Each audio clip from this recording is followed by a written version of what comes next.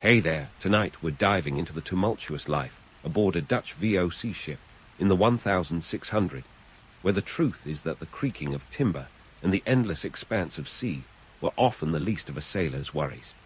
If these stories help you unwind, I'd love a quick like or subscribe, but only if they're genuinely working for you. I'm curious where in the world you're listening from, so drop your location and local time in the comments. It's amazing seeing our little community span the globe through these historical tales. Now find your comfort zone, perhaps turn on a fan for that gentle background hum, and let's venture into tonight's story together. You're jolted awake by the creaking timbers of the ship, the wooden beast that carries you, and a motley crew across the tumultuous seas. You're aboard a Dutch VOC ship in the 1600, and today is just another day in your life as a seafaring adventurer, or perhaps more accurately, a cramped, sea-tossed sardine.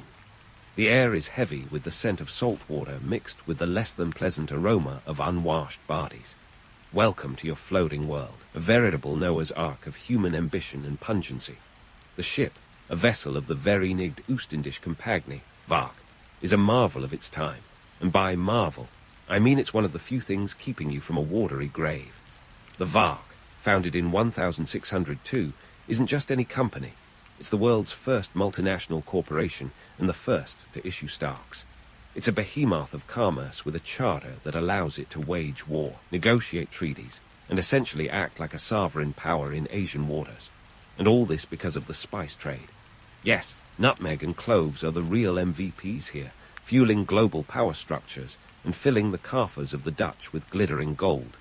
Your quarters, let's call them cozy, though that might be too generous.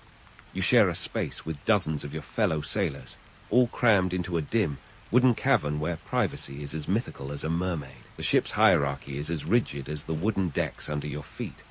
At the top sits the captain, the undisputed ruler of this floating fiefdom. He's the one with the keys to the treasure chest, and more importantly, the rum. Below him are the officers, the quartermasters, and the boatswains, each with a specific role in keeping this complex machine running. And then there's you and your fellow sailors, the backbone of this operation.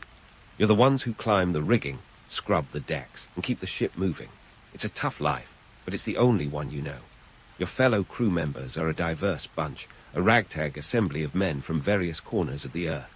The VOC wasn't picky about who it hired, and the allure of adventure and wealth drew men from all walks of life. Europeans, Africans, Asians, all united in the common cause of survival and profit. The ship is a microcosm of the world, a melting pot of cultures and languages. It's a small miracle that you all manage to work together without throwing each other overboard. As you maneuver through the narrow passageways, you bump shoulders with a German gunner on your left and a Malay cook on your right. It's a reminder that this is not just a Dutch endeavor, it's a global one. The VOC sought the best sailors, traders, and craftsmen from across the world, creating a multicultural workforce long before the term was coined. But let's talk economics for a second, because that's what really powers this whole show. The VOC is a giant money-making machine, and its primary product is spices. At the height of its power, the VOC is bringing in enough profit to make modern tech giants look like lemonade stands. We're talking about an annual dividend, sometimes as high as 40% for its shareholders. This isn't just about food flavoring, it's about global dominance. Spices like nutmeg, cloves, and pepper were worth their weight in gold, literally. They were the luxury goods of the time, coveted by the elite of Europe, who would pay top dollar to spice up their otherwise bland diets. But these weren't just culinary delights, they were status symbols, the 17th century equivalent of owning the latest iPhone or a Tesla. The journey you're on is no weekend boating trip. You're looking at about 8 months of sea travel, covering a distance of roughly 14,000 miles between Amsterdam and the exotic, spice-laden lands of the East Indies. That's if you don't hit a storm, pirates, or something else that wants to sink your ship and your spirits. Each voyage is a high-stakes gamble, with lives, fortunes, and careers hanging in the balance. As you make your way to the deck, the morning sun greets you, a blazing reminder that the day has begun, and there's work to be done. It's all hands on deck, literally. The sails need adjusting, the ropes need coiling, and someone's got to climb the mast and risk life and limb to make sure everything is shipshape. It's a daily dance of duty, punctuated by the barks of the officers and the grunts of exertion from you and your fellow sailors. And while we're at it, let's dispel any romantic notions of sea life. There are no gentle sea breezes here, no endless horizons of poetic inspiration. It's hard, monotonous labor, and the sea is a brutal master. Disease is a constant companion, with scurvy, the sailor's scourge, lurking in the shadows. If you're lucky, you'll get to enjoy hard tack and salted meat for breakfast, lunch, and dinner, which is enough to make anyone dream of fresh fruits and vegetables. Yet despite all this, there's a strange allure to the sea. It's part of why you're here, isn't it? The promise of adventure, the chance to see lands unknown, to perhaps strike it rich and return with pockets full of gold and stories to tell. It's a siren's call that lured many to the decks of ships like yours, a call that's hard to resist even when faced with the harsh realities of life aboard. So there you are, starting another day on this wooden Leviathan. You're a cog in the great machine of the VOC, part of a grand narrative of trade and exploration that's reshaping the world. You're living history, one knot, one wave, and one day at a time. And who knows, maybe today will be the day you spot land, a new horizon that promises respite, riches, and the next chapter in the epic saga of the spice trade. But for now, the day is young and the sea is calling. Better get to work. The sun's rays are a deceptive friend, promising warmth but delivering a harsh glare that bounces off the waves like 1,000 tiny daggers. Mid-morning aboard a Dutch VOC ship is anything but tranquil. You're busy grappling with ropes, trying to keep the sails taut against the unpredictable whims of the sea. The wind is as fickle as a cat. 1 minute a gentle breeze, the next a howling tempest threatening to rip your rigging apart. But hey, at least you're not bored, right? Let's talk about that scurvy thing. Ah, scurvy, the sailor's curse, and the bane of any long voyage. Forget about the romantic notion of pirates with eye patches and gold teeth. The true nemesis of the sea dog is this nasty disease.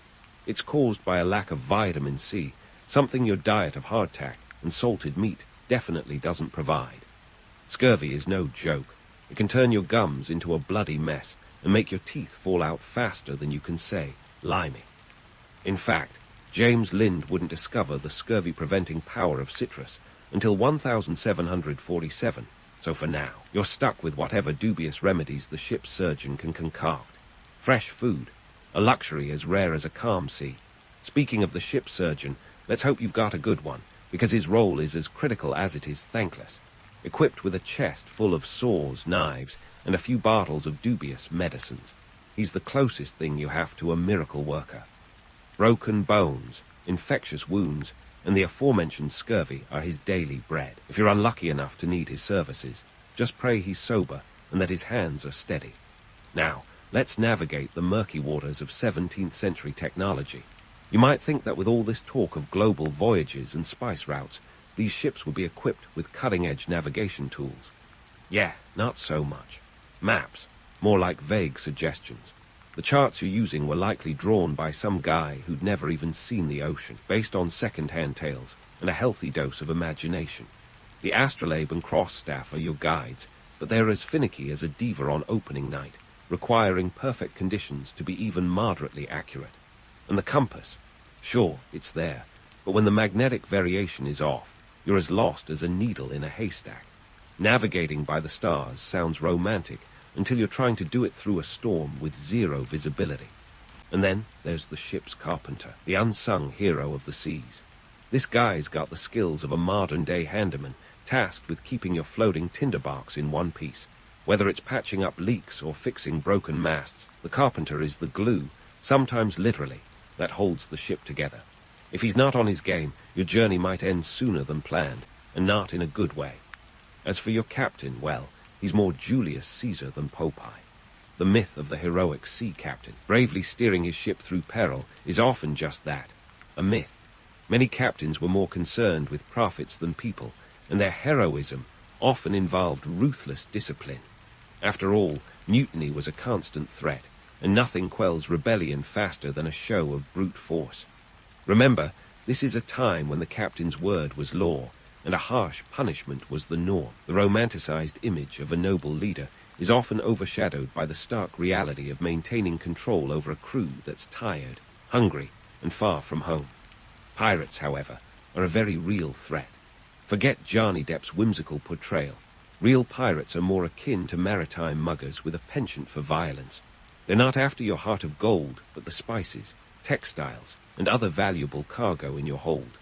Piracy is a lucrative business, and capturing a VOC ship is like hitting the jackpot. The VOC even had its own private navy to combat these sea bandits, which should tell you just how big a problem piracy was. Mutiny, on the other hand, is the internal threat you've got to worry about. A disgruntled crew, poor living conditions, and a tyrannical captain can be a volatile mix, and it doesn't take much for tensions to boil over.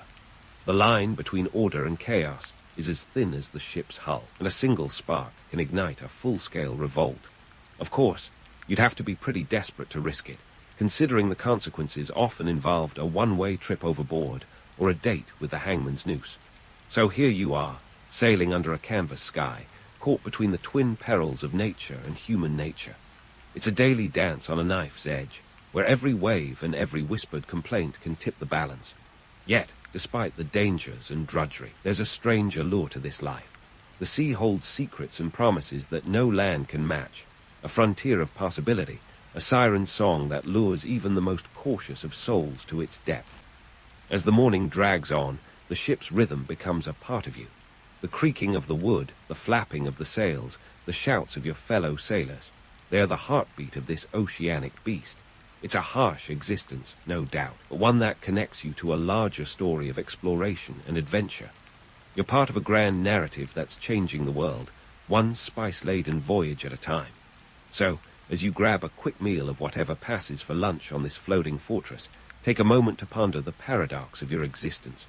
You're a small cog in a vast machine, yet each day brings the promise of new horizons.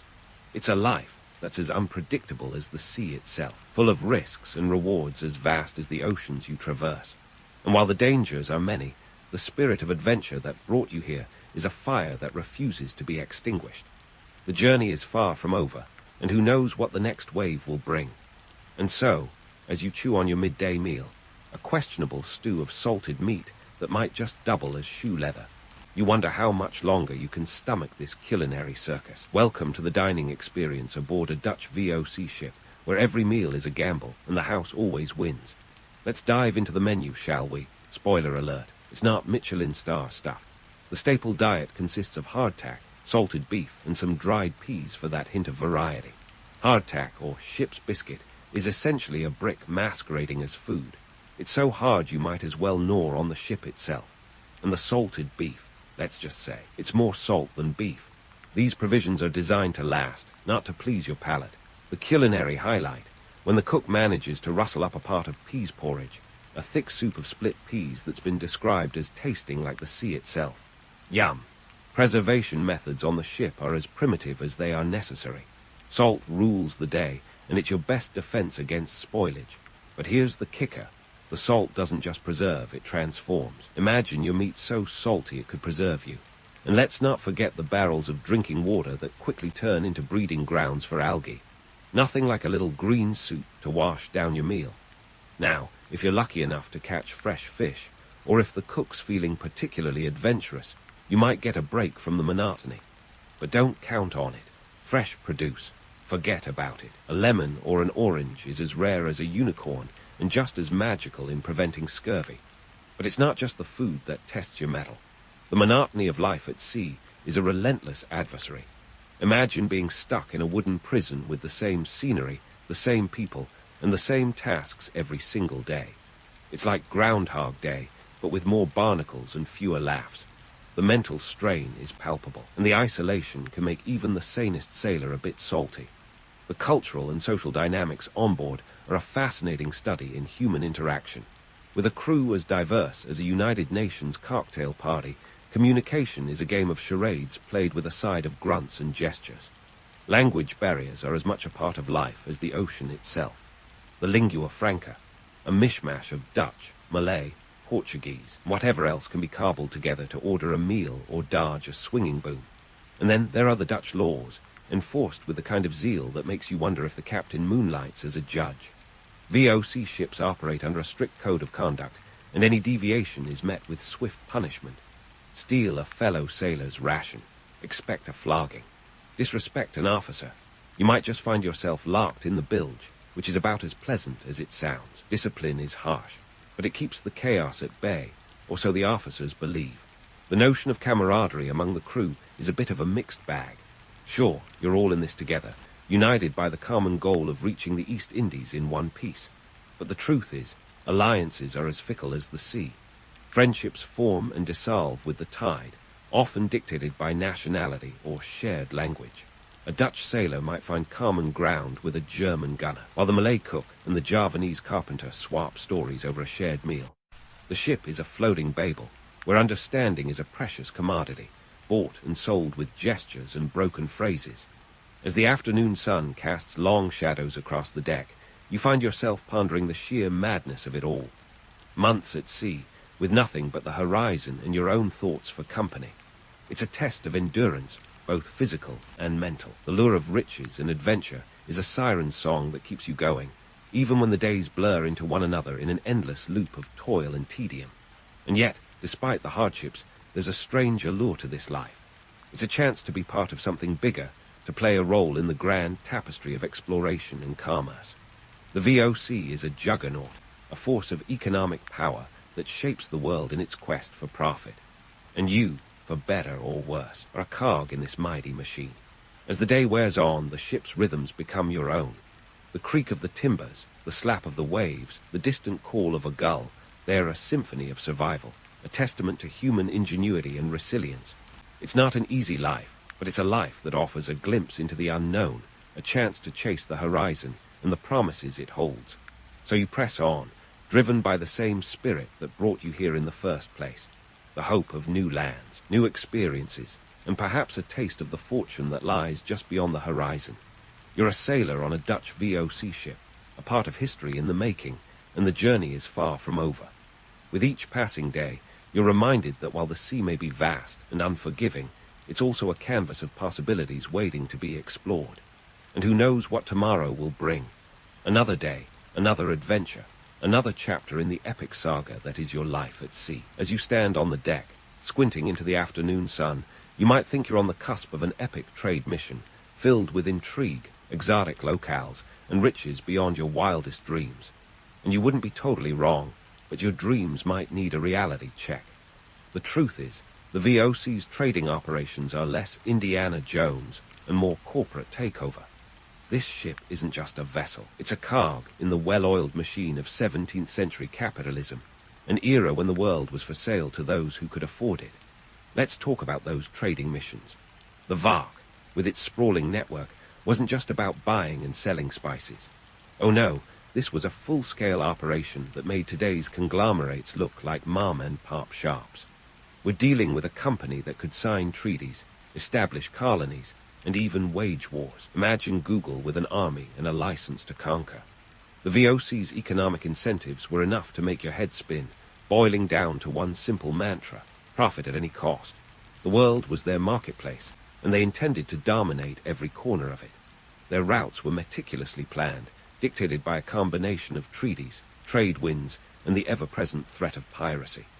The Dutch East Indies, modern-day Indonesia, was the crown jewel of their empire. The islands were a veritable treasure chest of spices, from nutmeg to cloves, that were worth more than gold in European markets. But acquiring these goods wasn't as simple as strolling into a marketplace. The VOC had to navigate a complex web of local politics and treaties, often resorting to force when diplomacy faltered. They weren't shy about flexing their military muscle to secure favorable terms, making them both traders and tyrants. And then there's the brutal impact of colonization. While tales of adventure and discovery might paint a romantic picture, the reality on the ground was far grimmer. The VOC's arrival often spelled disaster for local populations. Indigenous communities were either coerced into unfair trade agreements or outright subjugated. The Banda Islands, for instance, are a chilling case study.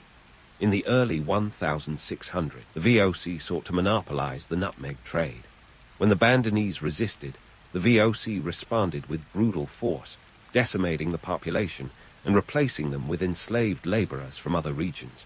It's a dark chapter in history that reminds us that the pursuit of wealth often leaves a trail of devastation. Global capitalism, as we know it today, owes a hefty debt to the VOC. This company was a blueprint for modern corporations, pioneering practices like issuing stocks and dividends. By 1637, shares were traded on the Amsterdam Stock Exchange, making it the world's first official stock market. Investors flocked to buy shares, drawn by the promise of high returns. At its peak, the VOC's market capitalization was worth over 78 million Dutch guilders, a staggering sum for its time. But this financial success came with a human cost, a reality often glossed over in the annals of history. As you sail further into the afternoon, the ship's mission becomes clearer: to extract as much value as possible from the territories it encounters. The crew is but a means to an end, their labor fueling the engine of commerce that keeps the VOC's coffers filled.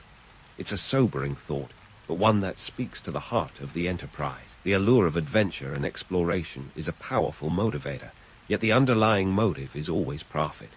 The treaties that shaped the VOC's routes weren't mere pieces of parchment. They were instruments of power, carefully crafted to ensure Dutch dominance.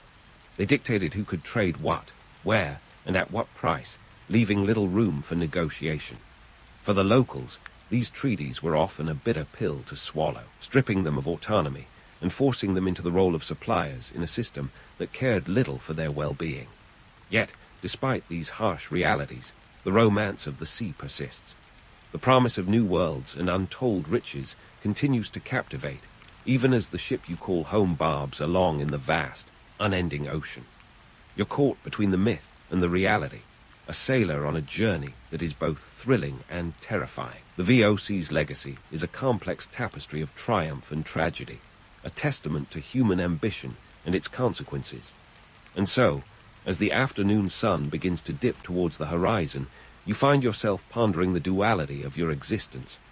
You're a part of history, a player in a grand saga of exploration and empire, but you're also a witness to the darker side of this tale, a story of exploitation and conquest that reshaped the world in ways both wondrous and terrible. It's a paradox that defines the age of exploration, a time when the thirst for knowledge and wealth pushed the boundaries of the known world, often at the expense of those who called these new lands home. The journey isn't over yet. There are more ports to visit, more deals to be struck, and more stories to be told. In the end, it's this blend of adventure and adversity that makes life aboard a Dutch VOC ship so compelling. You're a sailor on the edge of history, caught in the ebb and flow of a world in transformation. And while the sea may be an unforgiving mistress, it also holds the promise of new beginnings and the chance to shape your own destiny amidst the tides of change. As the sun dips below the horizon, painting the sky in hues of orange and pink, the ship's deck takes on an almost serene atmosphere. Don't be fooled. This is as close as you get to peace. Evening aboard a Dutch VOC ship is a time for reflection, and for some, a moment to count your blessings. You've survived another day on this grueling journey, a small victory in the grand scheme of things. It's a good time to swap tales with your fellow sailors, sharing stories of survival and the ones who, sadly, didn't make it. Consider the tale of Jan Jansoon. He was a sailor like you, a man lured by the promise of adventure and wealth. But the sea had other plans. Jan succumbed to scurvy just weeks before reaching the East Indies, his body buried at sea, a fate all too common in these voyages. His story serves as a stark reminder of the fragility of life on the ocean.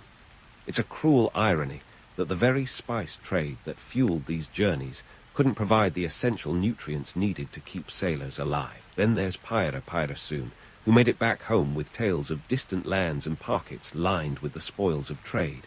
He'd regale anyone willing to listen, spinning yarns about the riches of the East and the perils he faced.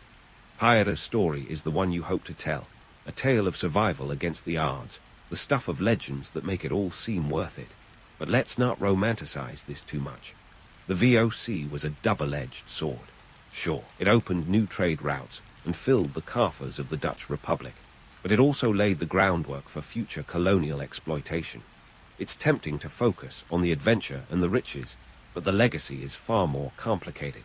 The VOC's economic practices set a precedent for modern capitalism, but they came with long-term consequences that we're still grappling with today. By the late 17th century, the VOC was at the zenith of its power, its ships crisscrossing the globe, and its influence felt from Amsterdam to Batavia. However, the seeds of decline were already being sown. The company's insatiable thirst for profit led to unsustainable practices, over-reliance on a few key commodities, and the neglect of innovation. By the 18th century, corruption and mismanagement had taken root, eroding the very foundations of the mighty enterprise. The VOC, once the world's foremost economic powerhouse, was heading towards bankruptcy, finally dissolving in 1799. The collapse of the VOC wasn't just a business failure. It had profound implications for the regions it dominated. The economic vacuum left behind disrupted local economies, and the power struggles that ensued often led to instability. The company's legacy is a testament to the dangers of unchecked corporate power, a lesson that resonates even in today's global economy. As the evening wears on, you're left with a cocktail of thoughts. The allure of these historical narratives is undeniable. The brave voyages, the exotic lands, the promise of adventure. But they come with a responsibility to understand their true impact. It's easy to get swept up in the romance, but the reality is a complex tapestry of ambition, exploitation, and resilience. The sailors' personal stories remind us that history is not just grand events and powerful figures. It's made up of countless individual lives, each contributing in their small way to the narrative. The legacy of the VOC, for better or worse, is woven into the very fabric of our modern world. It's a reminder that while history can be awe-inspiring, it's also a mirror reflecting our own potential for both greatness and folly. As you prepare to retire for the night, the ship lulls you with its rhythmic sway. It's a reminder that, despite the hardships, there's something undeniably captivating about this life. The sea holds a promise of new horizons and uncharted waters. And as you drift off to sleep, dreaming of lands yet unseen, you carry with you the lessons of the past, ready to face whatever the next day, on this remarkable journey, may bring. In the grand, sun-drenched land of ancient Egypt, a land of towering pyramids and cryptic hieroglyphs, one pharaoh decided to play the ultimate game of historical monopoly. His name, ladies and gentlemen, was Akhenaten, though he started life with the much less rock star moniker, Amenhotep IV. Talk about a rebrand that would make even the most seasoned marketing exec raise an eyebrow. This pharaoh wasn't just content with ruling. He had his sights set on rewriting the cosmic order. Now, Akhenaten wasn't your average Egyptian pharaoh. He had a vision that would make today's influencers look like mere amateurs. Instead of selling you detox teas or questionable cryptocurrency, he decided to revamp the entire Egyptian religious system. Let's pause here to appreciate the audacity.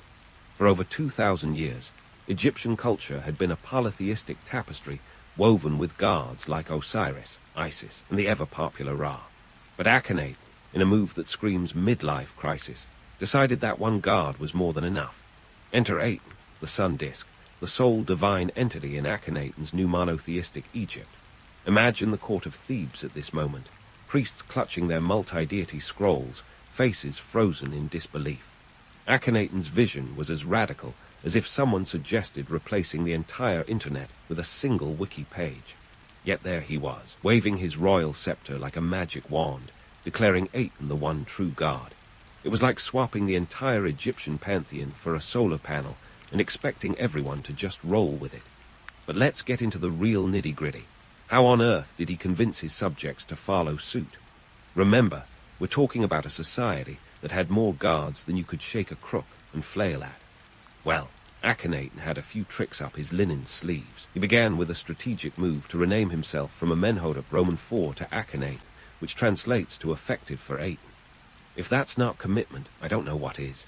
It was like changing your Twitter handle to "It Only Aten Matters." To make his monotheistic dream a reality, Akhenaten didn't just issue decrees. He built a whole new city, Amarna, or Akhenaten, Horizon of Aten. Picture this, a sprawling metropolis rising from the desert, dedicated entirely to the sun god. The construction was a massive undertaking, employing thousands of workers and costing more than a few golden scarabs. In today's money, we might be talking billions.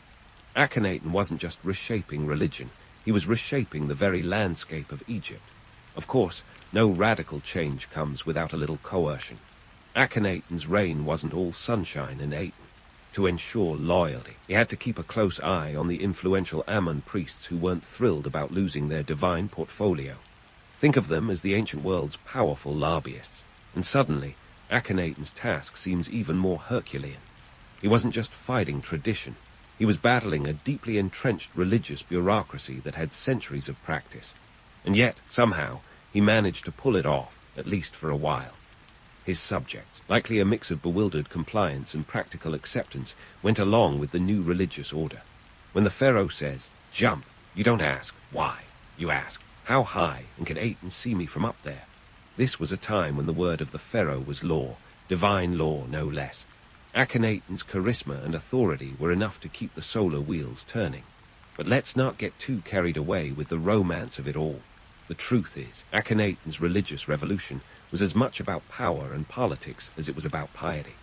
By aligning himself solely with Aten, he effectively sidelined the powerful Ammon priesthood, redirecting their wealth and influence back into the royal coffers. It was a classic move. Follow the money, and you'll find the true motive. In this ancient game of thrones, Akhenaten was reshaping the board, one sunbeam at a time. His reign was an experiment in absolute control, a testament to the power of one man's vision, no matter how radical. But for all his efforts, the shadow of tradition loomed large. His dream was bold, but as history would show, not even the mightiest pharaoh could completely erase centuries of belief with a flick of the wrist and a gleaming sun disk. Stay tuned, because this is just the opening salvo in Akhenaten's grand adventure, a tale of divine ambition, political maneuvering, and a sunlit city that would one day crumble back into the desert sands. And so, with a vision as dazzling as the sun god himself, Akhenaten set out to build Akhenaten, his utopian capital dedicated to Aten. Now, you might think constructing a city from scratch is a Herculean task, and you'd be right, but don't tell that to Akhenaten. The guy was riding high on ambition, perhaps a little too high. He envisioned Akhenaten as a sprawling city of light, a beacon of his new monotheistic faith that would leave Thebes looking like a quaint suburb. The logistics, however, were a different story. Imagine coordinating a massive construction project without the luxury of modern technology or even a decent spreadsheet. Forget cranes and bulldozers. We're talking about thousands of laborers, chiseling away in the desert heat, armed with little more than copper tools. Historical estimates suggest that Akhenaten's dream city required the muscle of around 20,000 workers. That's right, 20,000 pairs of hands, probably blistered and none too thrilled about the commute. And then there's the cost. Building Akhenaten wasn't exactly a shoestring operation. In modern terms, some historians have speculated that the project cost could be in the realm of several $1 billion. Picture a budget meeting with Akhenaten. So, we need how much gold? And you want it when? To put it mildly, the finances must have had the royal accountants sweating more than the laborers in the midday sun. Speaking of timelines, Akhenaten's was hilariously optimistic. He expected the city to spring up overnight, as if pharaohs had some mystical, divine speed dial to construction deities. Realistically, the project stretched over several years, and let's face it, ancient construction projects weren't exactly known for their punctuality. In the time it took to complete Akhenaten, Akhenaten could have probably contemplated a few more radical ideas, like maybe a solar-powered pyramid, just to keep things interesting. Of course, building a new city isn't just about bricks and mortar, it's about people. Thousands of Egyptians were uprooted from their homes and relocated to this burgeoning city in the middle of nowhere. Imagine the grumbling. I hear we're moving to Akhenaten, one might say, but do they even have decent falafel there? The social dynamics were a hotbed of tension, with citizens forced to adapt to new surroundings, new neighbors, and most likely, new gripes about the price of bread. Advisors and court officials, the ancient world's equivalent of middle management, were likely just as disgruntled. Court gossip probably whipped around like sand in a desert windstorm, the back channels buzzing with whispers. Oh, he's done it now, hasn't he? A whole new city. What's next? A pyramid on top of a pyramid. The relocation sparked inevitable resistance, not just because of the physical move, but because of the underlying shift in power and influence. Akhenaten was not just moving bodies. He was shifting the center of religious and political gravity. Thebes, with its deeply entrenched Ammon priesthood, suddenly found itself on the sidelines, while Akhenaten rose like a sunlit stage for Aten. The priesthood's loss was Aten's gain, at least in Akhenaten's eyes. But one can only imagine the grumbling from those left behind in Thebes, stewing in a mix of resentment and bewilderment. While Akhenaten might have envisioned a harmonious society basking in Aten's glow, the reality was more akin to a chaotic construction zone. Dust, noise, and the ever-present tension of an unfinished project loomed over the city. The grandeur of Akhenaten was undeniable, with its temples and palaces gleaming under the Egyptian sun, but beneath the surface, the cracks were already beginning to show. Yet, despite the logistical nightmares and social upheaval, the city did rise. Akhenaten stood as a testament to Akhenaten's audacious vision. It was a real-life experiment in urban planning, with roads carved out of the desert and temples erected in homage to the sun god. For a moment, it seemed like Akhenaten had pulled off the impossible, an entire city dedicated to a singular vision, a place where Aten reigned supreme. But as with any grand design, the devil was in the details. The city's construction, while impressive, was anything but flawless. Hasty building often leads to shoddy craftsmanship, and Akhenaten was no exception. The city's foundations were shaky, both literally and metaphorically, as the sands of time would eventually reveal. Yet, in that brief moment of triumph, Akhenaten's dream shimmered in the desert sun, a beacon of what might have been. And so, the tale of Akhenaten's city continues, a story of ambition, power, and the relentless pursuit of a dream that was as blinding as the sun itself. Stay tuned, because the sun hasn't set on Akhenaten's saga just yet. There's more to unravel in this historical roller coaster, where the stakes are as high as the Egyptian sky. And let's not forget the not-so-small matter of Akhenaten's home life, because behind every audacious pharaoh, there's often an equally intriguing family saga. Enter Nefertiti, Akhenaten's queen and the ancient world's equivalent of a cover model for Pharaoh's Weekly. With her striking features immortalized in busts that have been ogled by museum-goers for centuries, Nefertiti wasn't just a pretty face. She was a partner in this sun-worshipping endeavor, co-pilot on Akhenaten's solar-powered chariot. Together, they had 6 daughters, a family size that would make even the most prolific Instagram family accounts green with envy. The royal family was frequently depicted in what can only be described as the world's earliest family selfies, carved into the walls of temples and tombs. These images portray a picture-perfect family, basking under the warm rays of Aten. Picture it, Akhenaten and Nefertiti, lounging in the lap of luxury, surrounded by their brood of daughters, all of them gazing adoringly at the sun disk. It's enough to make you wonder if ancient Egyptian artists invented Photoshop, because these scenes are positively idyllic. But let's dig a little deeper, because the reality wasn't all sunbeams and smiles. Those serene family portraits were more spin than substance, a clever PR campaign that would make even the sharpest modern spin doctors nod in respect. In truth, the political climate was about as stable as a sandcastle at high tide. While Akhenaten was busy revolutionizing Egyptian religion and moving nations like chess pieces, there was plenty of tension simmering beneath the surface. Rumors abound about Nefertiti's role in governance. Was she merely a decorative figurehead, or did she wield real power behind the scenes? Some historians suggest she was more of a co-ruler than a consort, perhaps even donning the pharaoh's crown herself in certain ceremonies. Talk about a power couple. But the evidence is murky at best, obscured by the sands of time and Akhenaten's own penchant for rewriting history to suit his narrative. The royal household was not immune to the era's political storms. While the family portraits suggest a domestic utopia, Akhenaten's religious reforms and the subsequent economic chaos brought anything but peace to the palace. Imagine trying to maintain domestic bliss while the country's entire religious system is being upended. It's like hosting a family barbecue while the house is being repossessed. Akhenaten's focus on Aten left the economy in tatters, as the massive funds previously directed towards the pantheon were now channeled into building temples for a single god. The redistributions ruffled more than a few feathers, and not just those of the birds depicted in hieroglyphs. And let's talk about those daughters. The royal offspring were likely used as pawns in Akhenaten's grand game of diplomacy. Marrying them off strategically would have been a surefire way to secure alliances and political favor. But for all the grander ambitions, it seems Akhenaten was too caught up in his theological pursuits to really capitalize on this. Instead, his daughters became symbols of the royal family's new divine status, portrayed in art as almost otherworldly figures, basking in the glow of Aten's rays.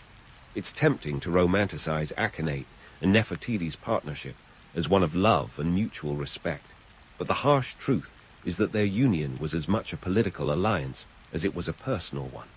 The Queen's prominence in official art wasn't just a testament to marital bliss, it was a statement of power. By elevating Nefertiti to near-equal status, Akhenaten was doubling down on his monotheistic vision, presenting a united front that was as much about optics as it was about affection. The domestic side of Akhenaten's reign is a lesson in contrasts, the harmonious facade versus the turbulent reality. It's a story of love, power, and the eternal struggle to balance public image with private truth. While the art of the period paints a picture of celestial harmony, the reality was far less serene. Political infighting, economic strain, and the ever-present shadow of dissent loomed large over the palace. As for Nefertiti, history is still debating her ultimate fate. Did she vanish into obscurity, or did she continue to wield influence like a sunbeam piercing through the clouds? Theories abound, each more tantalizing than the last. Some suggest she outlived Akhenaten, perhaps even ruling in her own right under a different name. Others whisper of a mysterious disappearance, a vanishing act worthy of the greatest mystery novels. But whatever her destiny, Nefertiti remains an enigmatic figure, a queen whose life and legacy continue to captivate us millennia later. In the end, Akhenaten's domestic life was a microcosm of his reign, full of ambition, controversy, and a bit of chaos. It was a time of great change, where the personal and political were intimately intertwined. The dream of a perfect family, basking in Aten's glory, was as much a construction as the city of Akhenaten itself. Yet, in those fleeting moments captured in stone, one can almost glimpse the flicker of genuine warmth, a reminder that even in an age of gods and pharaohs, the ties of family and love were as real and complex as they are today. And so, the tale of Akhenaten and his family continues, a complex tapestry woven with strands of ambition, power, and humanity. Stay tuned as we unravel more layers of this sunlit saga, exploring the intrigues and legacies left in the wake of this most unconventional pharaoh.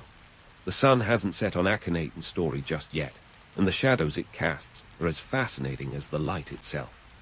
Ah, Akhenaten, our sun-worshipping pharaoh who's left us all wondering if he was a visionary ahead of his time or just a royal with a penchant for creating chaos. As we dive into his foreign policy, or lack thereof, let's just say that if ancient diplomacy were a game of chess, Akhenaten was too busy admiring the sun to notice he'd forgotten his pawns.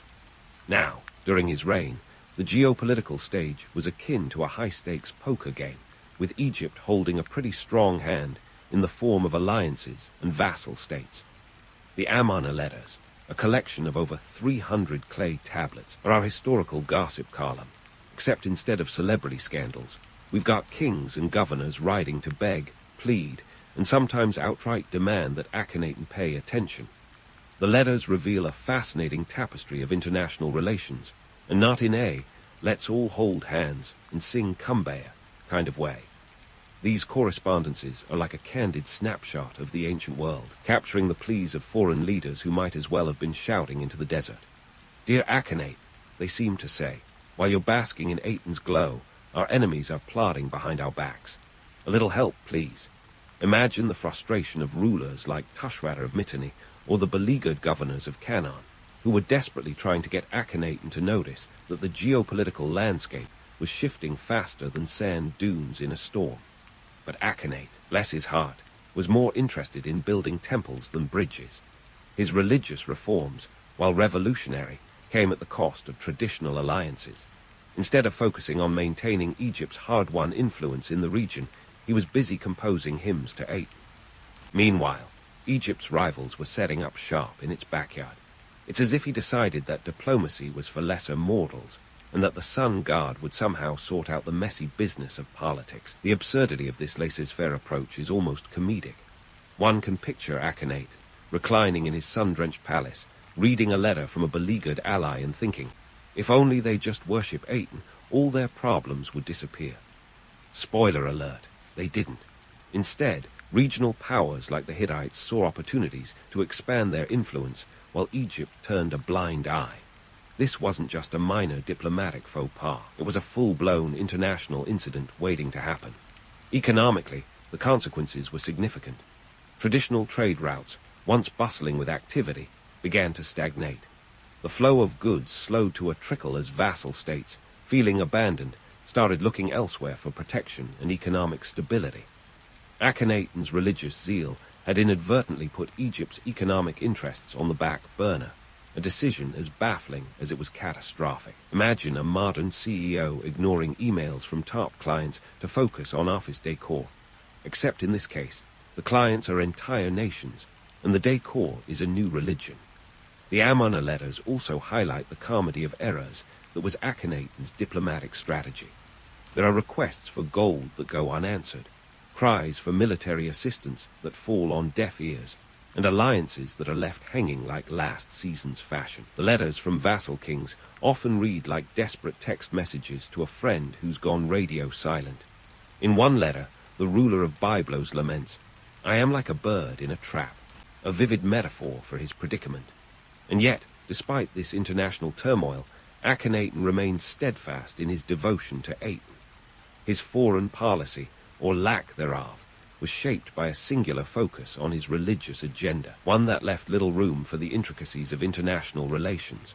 It's a bit like trying to win a marathon by sitting on the sidelines, hoping the competition simply tires out. But let's not completely dismiss the romantic allure of Akhenaten's vision.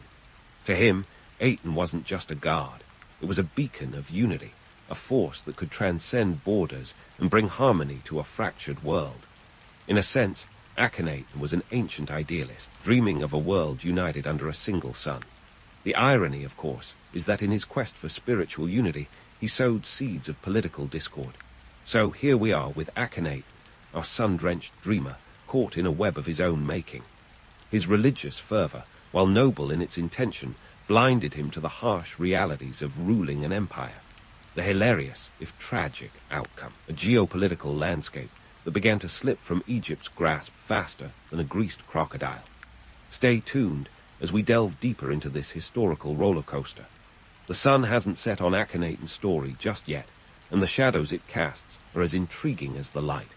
While Akhenaten was busy igniting his solar revolution, his successors were sharpening their chisels, preparing to strike his legacy from the annals of history faster than you can say, Ammon heresy. Enter Tutankhamun. Yes, that Tutankhamun, the boy king whose tomb treasures have dazzled more tourists than a Vegas light show. A mere teenager, Tut was essentially handed the monumental task of picking up the pieces after Akhenaten's cosmic experiment went supernova. As soon as Akhenaten's sun set, his successors wasted no time returning to the status quo, effectively hitting the Control-Alt-Delete on Akhenaten's entire reign. The traditional pantheon was reinstated, and the city of Thebes got its groove back. Even the name, Tutankhaten, was swiftly swapped out for Tutankhamun, a decision that speaks volumes about the political U-turn. Imagine rebranding your entire life to appease the gods you'd previously ghosted. It's like running back to your ex after a disastrous fling with a new crush. The return to polytheism wasn't just about appeasing the gods.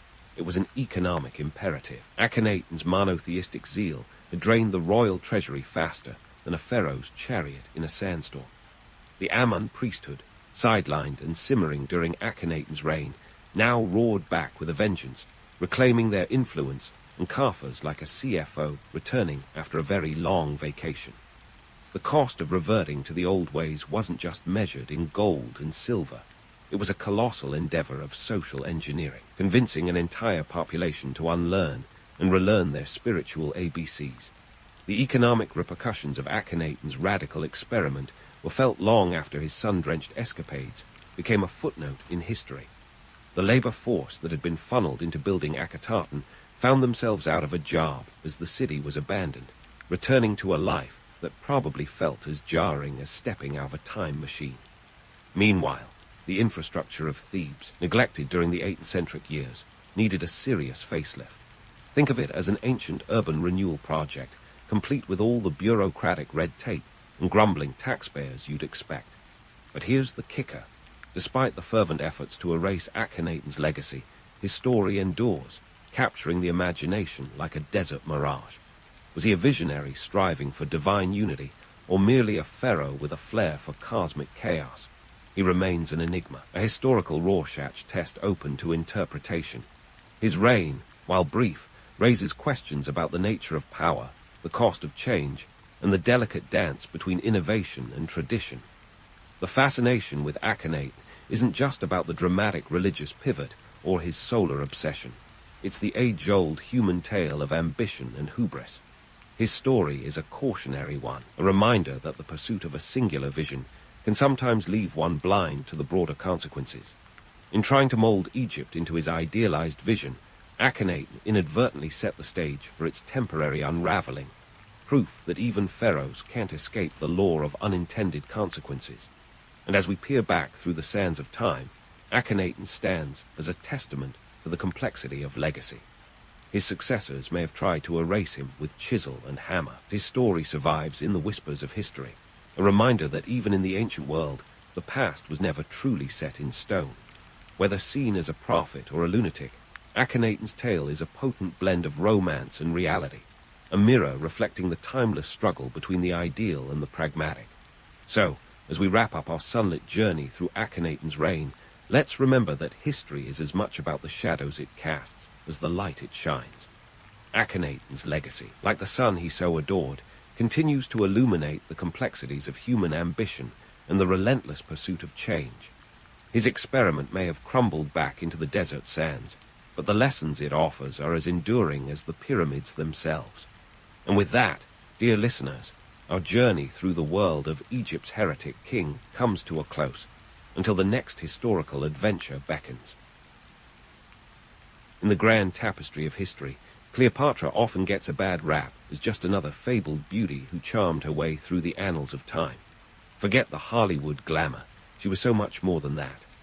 Picture Cleopatra Roman 7, born in 69 BCE, not as a silver screen siren, but as a woman who could outwit and outmaneuver the best of them in a cutthroat political world.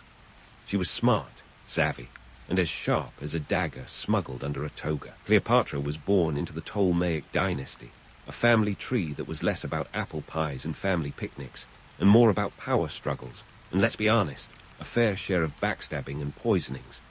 Her dad, Ptolemy Roman 12, affectionately known as Orleats, or the flute player, not because he was light on his feet, but because he was literally obsessed with playing the flute, wasn't exactly a model monarch.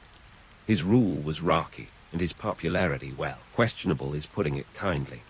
Growing up in Alexandria, Cleopatra had a front-row seat to the chaos of her family's political shenanigans. Alexandria was the New York City of ancient Egypt, a bustling metropolis of culture, learning, and intrigue. Forget your average school curriculum. Cleopatra received a first-class education at the Mauseon, the ancient world's equivalent of MIT, rubbing shoulders with philosophers, mathematicians, and scientists. She spoke multiple languages, 9 if we're counting, making her not just multilingual but practically a linguistic powerhouse. That skill would prove a tad useful when dealing with the Romans. Now, Cleopatra's family was the kind that put the fun in dysfunctional.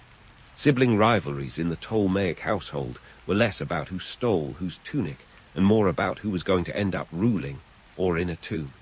Seriously, their family dinners must have been more tense than a modern-day reality show finale. Cleopatra had several siblings, but the most notable were her brothers Ptolemy Roman 13 and Ptolemy Roman 14.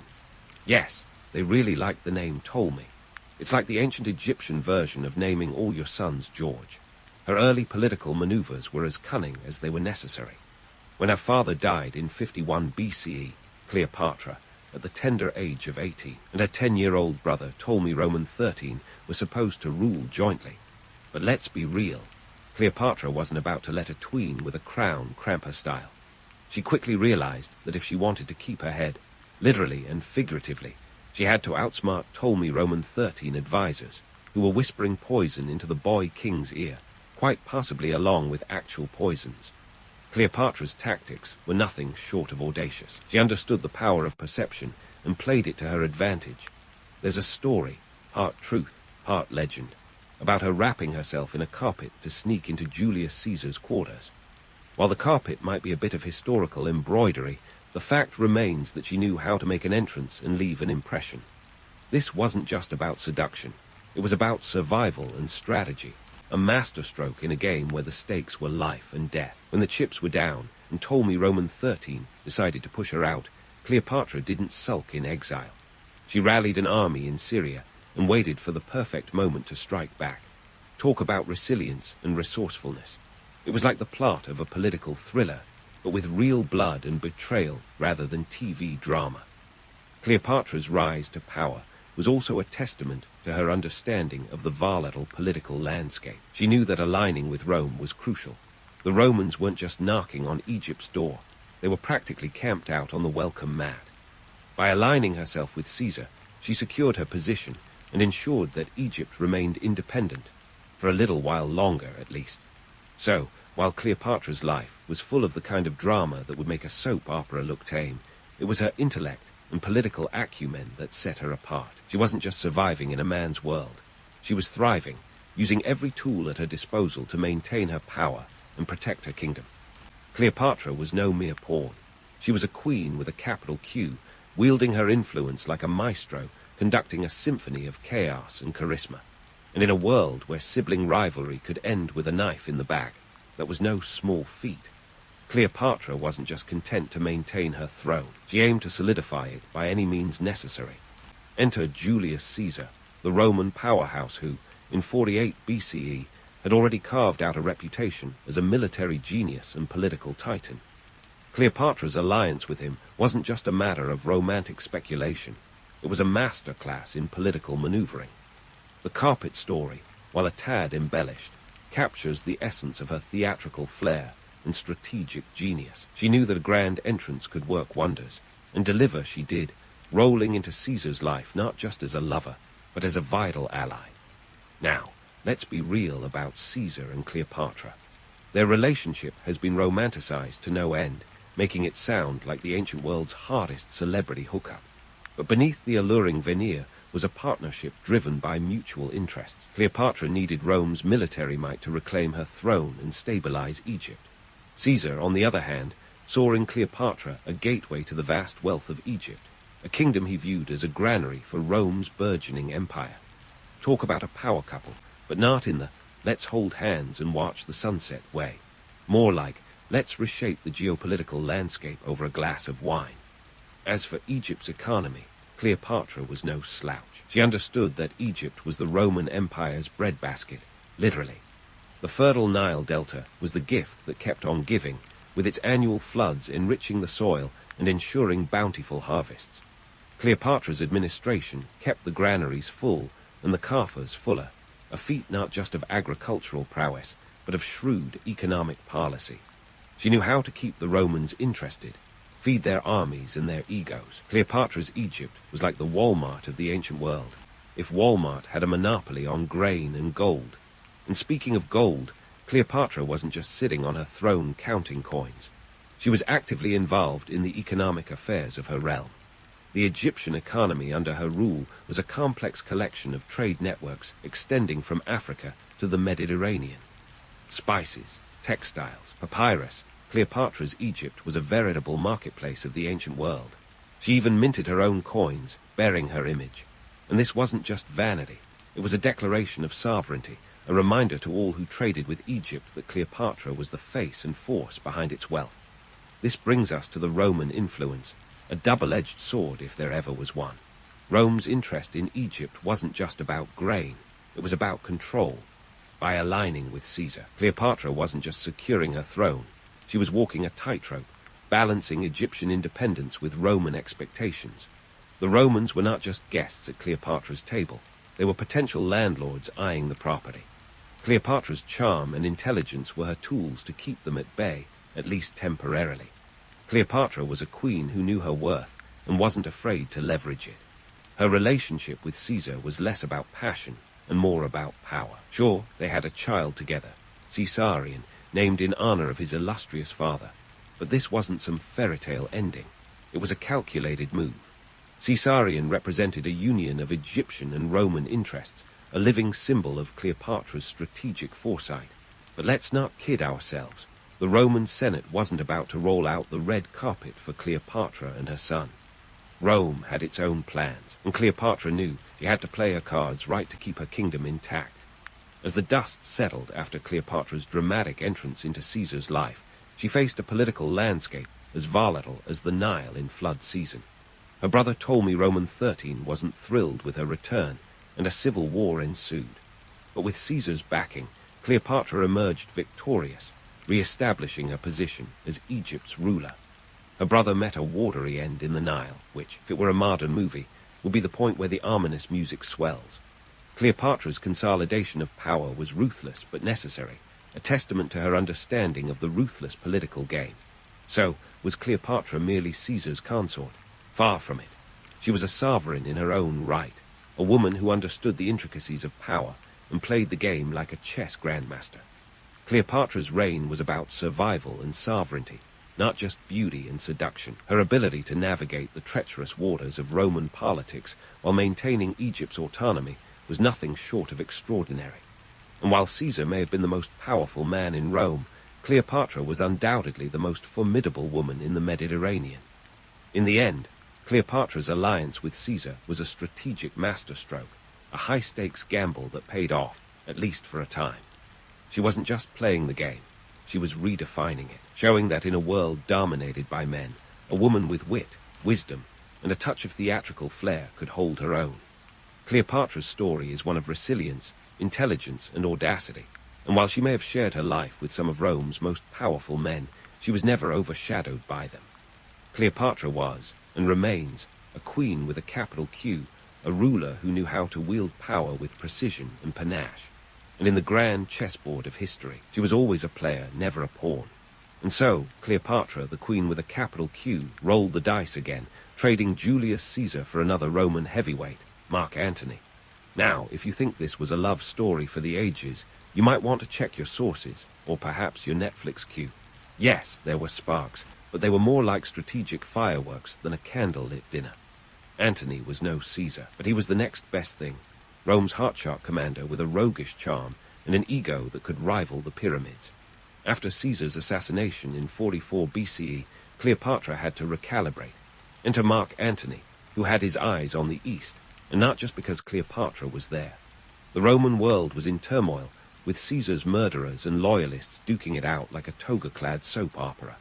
Antony needed allies, resources, and most importantly, cash. Cleopatra had all three, wrapped up with a gold-dipped ribbon. She knew how to make an entrance, and her meeting with Antony in Tarsus was no exception. Think of it as a royal parade at sea, with Cleopatra arriving on a barge decked out like a floating palace, complete with musicians, scented sails, and Cleopatra herself posed like Aphrodite reborn. Subtle, she was not. This meeting was a masterstroke of diplomacy, wrapped in the guise of seduction. Antony was captivated, but let's be real. Cleopatra was the one pulling the strings. Their alliance was sealed, not just with whispered promises, but with a practical exchange of power and resources. Cleopatra needed Antony to fend off threats to her throne, while Antony needed Cleopatra's wealth to fund his ambitions. Talk about a mutually beneficial relationship. Rome got its funds, and Egypt got its security. It was less Romeo and Juliet, and more House of Cards. Their lifestyle was the stuff of legend, though the story is often more opulent than factual. Sure, they lived lavishly, with banquets that could rival any modern gala, and their parties were the talk of the ancient world. But it was all part of Cleopatra's charm offensive. She and Antony formed their own drinking society, the Inimitable Livers, which sounds less like an Instagram handle and more like a pledge of allegiance to Bacchus. Yet beneath the revelry was a calculated display of power, a reminder to the world that Cleopatra and Antony were not to be trifled with. And trifle, Octavian did not. Known later as Augustus, Octavian was the shrewd adoptive son and heir of Caesar, and he wasn't about to let Antony and Cleopatra have their fun in the sun unchallenged. Octavian, the ultimate PR spin doctor of ancient Rome, waged a propaganda war that would make modern political campaigns look like child's play. He painted Cleopatra as the exotic seductress, the femme fatale who had bewitched Antony and led him astray from his Roman duties. It was character assassination with a chisel, carving Cleopatra into history as a villainess. Octavian's propaganda wasn't just idle gossip. It was a strategic move to rally Roman support against Antony by portraying Cleopatra as the sinister foreign queen manipulating a Roman general. Octavian crafted a narrative that would justify war against Antony. His messaging was as polished as it was pointed, turning public perception against Cleopatra and Antony. In this battle of wits, Octavian was the puppet master, and Cleopatra and Antony were the marionettes. This brings us to the infamous Battle of Actium in 31 BCE, where strategy met catastrophe on the Ionian Sea. Antony and Cleopatra's combined forces squared off against Octavian's fleet, led by the capable commander Agrippa. Cleopatra's navy, though formidable, was no match for the disciplined Roman forces. Picture this: over 500 ships clashing in the choppy waters, with Cleopatra and Antony in the thick of it. But what began as a tactical engagement quickly devolved into a desperate retreat. Cleopatra, sensing the tide turning, literally and figuratively, fled with her fleet, and Antony, torn between duty and devotion, followed. It was the ancient equivalent of abandoning ship, and the result was disastrous. Octavian's victory at Actium was the turning point. Cleopatra and Antony's forces were scattered, their dreams of a Mediterranean empire dashed upon the rocks. The defeat wasn't just a loss of military might. It was a blow to their credibility and their future. Antony's Roman legions, disheartened and demoralized, began to desert him.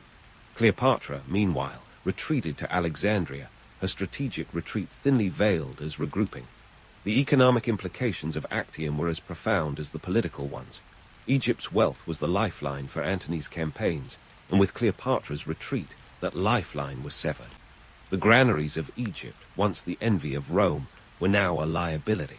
Cleopatra's treasury took a hit, and with it her leverage. Octavian, ever the opportunist, capitalized on this, painting Cleopatra's defeat as an inevitable collapse of foreign decadence against Roman virtue. Behind the scenes, Cleopatra was still scheming. She sent envoys to Octavian, attempting to negotiate her kingdom's survival. Cleopatra knew that Rome was as much about politics as it was about power. She played her last cards with characteristic audacity, offering to abdicate in favor of her children if it meant preserving Egypt's independence. But Octavian wasn't buying what she was selling. He had his eyes set on total conquest, and Cleopatra's offers fell on deaf ears. In the end, the alliance between Cleopatra and Antony was a testament to the volatile mix of politics and passion. It was a union built on ambition, sustained by mutual need, and ultimately undone by Roman might and propaganda. Cleopatra, the queen who danced with emperors and generals, found herself cornered by the inexorable march of history. But even as the walls closed in, Cleopatra remained a figure of fascination. A woman who defied convention, wielded power with unmatched finesse, and left an indelible mark on the tapestry of time. As Cleopatra and Antony faced their final days, the world watched, as it always had, with a mixture of awe and intrigue. Their story was far from over, and as the sands of Alexandria's shores shifted, so too would the fortunes of these star-crossed sovereigns. Their legacy would echo through the ages, a testament to the heights of ambition and the depths of desperation. The tale of Cleopatra and Antony was not just a chapter in history. It was a saga of power, passion, and the relentless pursuit of legacy that would captivate generations to come. In the twilight of their reign, Cleopatra and Mark Antony found themselves in a veritable quagmire of their own making, with history poised to swallow them whole. Their defeat at Actium had turned fortune against them, and as they holed up in Alexandria, the city that had been Cleopatra's jewel was now a gilded cage. The couple, once the toast of two continents, were now the ancient world's equivalent of a tabloid scandal waiting to happen. Let's talk about the aftermath of Actium. Octavian was on the warpath, and he wasn't just interested in a military victory. No, he was scripting an epic narrative where he would emerge as Rome's savior, cleansing the empire of Antony's so-called Eastern debauchery. Cleopatra was cast as the villainous queen, her exotic allure turned from asset to liability in the Roman imagination. Octavian was like a political puppet master, pulling strings with the finesse of a Vegas magician. In Alexandria, Antony and Cleopatra were down, but not entirely out. They attempted one last-ditch effort to rally their forces, but the writing was on the wall, and it was written in Latin. Antony's forces had dwindled to a shadow of their former strength, and Cleopatra's treasury, once a bottomless pit of resources, was now as barren as the Sahara. Their attempts to negotiate with Octavian were met with silence more deafening than a Roman amphitheater. Yet, Cleopatra wasn't just twiddling her thumbs. She was reportedly preparing for the worst, hoarding treasures, and even experimenting with poisons. Talk about a queen with a contingency plan. As for Antony, he oscillated between defiance and despair, a figure caught between the looming shadow of Roman retribution and the fading light of his own glory. Their relationship, once a strategic partnership, had become a tragicomic dance on the edge of oblivion. Their end came with a flourish worthy of a Shakespearean tragedy, though the reality was less poetic. Antony, believing Cleopatra had already taken her life, attempted to fall on his sword. Unfortunately for him, even this proved to be as messy as their political maneuverings. Mortally wounded but not dead, he was brought to Cleopatra, who was ensconced in her mausoleum, a symbol of her own recognition that the end was nigh. Antony died in her arms, a tragic figure undone by both love and ambition. And now we must turn to Cleopatra's death, a tale wrapped in myth and mystery. The famous story goes that she died from the bite of an asp, smuggled into a chamber in a basket of figs. But let's be real. The whole snake scenario sounds more like a plot device than a plausible cause of death. The reality, far murkier. Some historians suggest poison, a more practical and less theatrical method. Others speculate on a cocktail of toxins, meticulously prepared by Cleopatra herself. The truth is, we may never know, but the asp tale is undoubtedly a testament to Cleopatra's enduring mystique. So why does the snake story persist? Simple. It's a compelling narrative, a final act worthy of a stage. Cleopatra, the queen who had captivated Caesar and Antony, exiting life on her own terms, with a slithering symbol of Egyptian royalty as her instrument of choice. It's the kind of story that sticks, even if it's mostly fiction. Now, with Cleopatra and Antony out of the picture, Octavian swept into Alexandria like a Roman hurricane. For Egypt, the political aftermath was nothing short of cataclysmic. Octavian absorbed the kingdom into the Roman Empire, transforming it from an independent powerhouse into a mere province. Egypt's wealth, once Cleopatra's bargaining chip, was now Rome's prize. Octavian's consolidation of power was surgical. He dismantled any remnants of Ptolemaic rule and ensured that Rome's grain supply was secure. Cleopatra's children by Antony, including the young Caesarion, faced a grim fate. Caesarion, the boy who represented the union of Roman and Egyptian power, was executed, a stark reminder that Octavian would tolerate no rivals. The remaining children were spared, sent to Rome to be paraded as trophies in Octavian's triumph, a spectacle as much about propaganda as it was about power. As Octavian returned to Rome, he cemented his power with a rebranding campaign that would make modern marketers green with envy. He became Augustus, the first Roman emperor, and his reign marked the beginning of the Pax Romana, a period of relative peace underpinned by the iron fist of imperial rule. Cleopatra's death had marked not just the end of an era for Egypt, but the dawn of a new age for Rome. So there you have it, a tale as rich and complex as the Nile itself. Cleopatra and Antony's downfall was a lesson in the perils of power and passion, a saga where the line between strategy and folly was as thin as papyrus.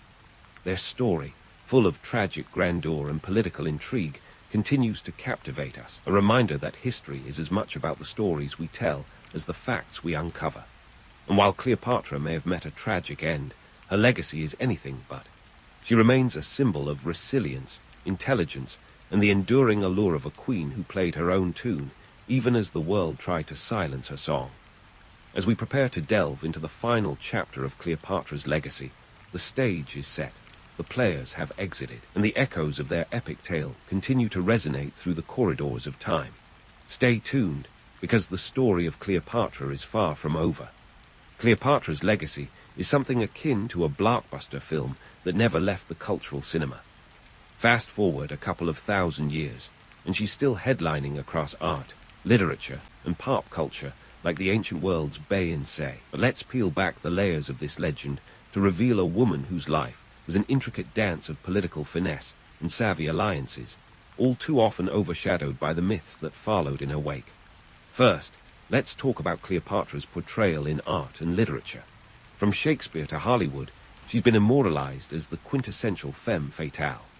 Shakespeare's Antony and Cleopatra painted her as a tragic romantic heroine, while Liz Taylor's 1963 cinematic portrayal cemented her image as the ultimate seductress. Never mind that Cleopatra was more strategist than siren, her intellect and command of 9 languages often taking a backseat to her supposed beauty. Cleopatra's visage adorned countless coins, an ancient PR move if there ever was one, asserting her legitimacy and authority. Her coinage is a literal stamp of her sovereignty, a reminder that she wasn't just a pretty face. She was the face of power in Egypt. But let's not kid ourselves. These depictions often leaned more on artistic license than historical accuracy. Cleopatra's allure was less about smoky eyes and more about sharp wits. She wasn't just playing chess, she was the board. Her charming encounters with Rome's elite were strategic moves in a Game of Thrones that was far more brutal than anything George R. Martin could conjure. Cleopatra's life was less about love and more about survival. Her relationships with Caesar and Antony weren't romantic escapades. They were calculated alliances designed to secure her kingdom's future in a world ruled by men with legions and egos to match. This brings us to the enduring fascination with Cleopatra in popular culture. She's been a muse to everyone from Renaissance painters to modern filmmakers.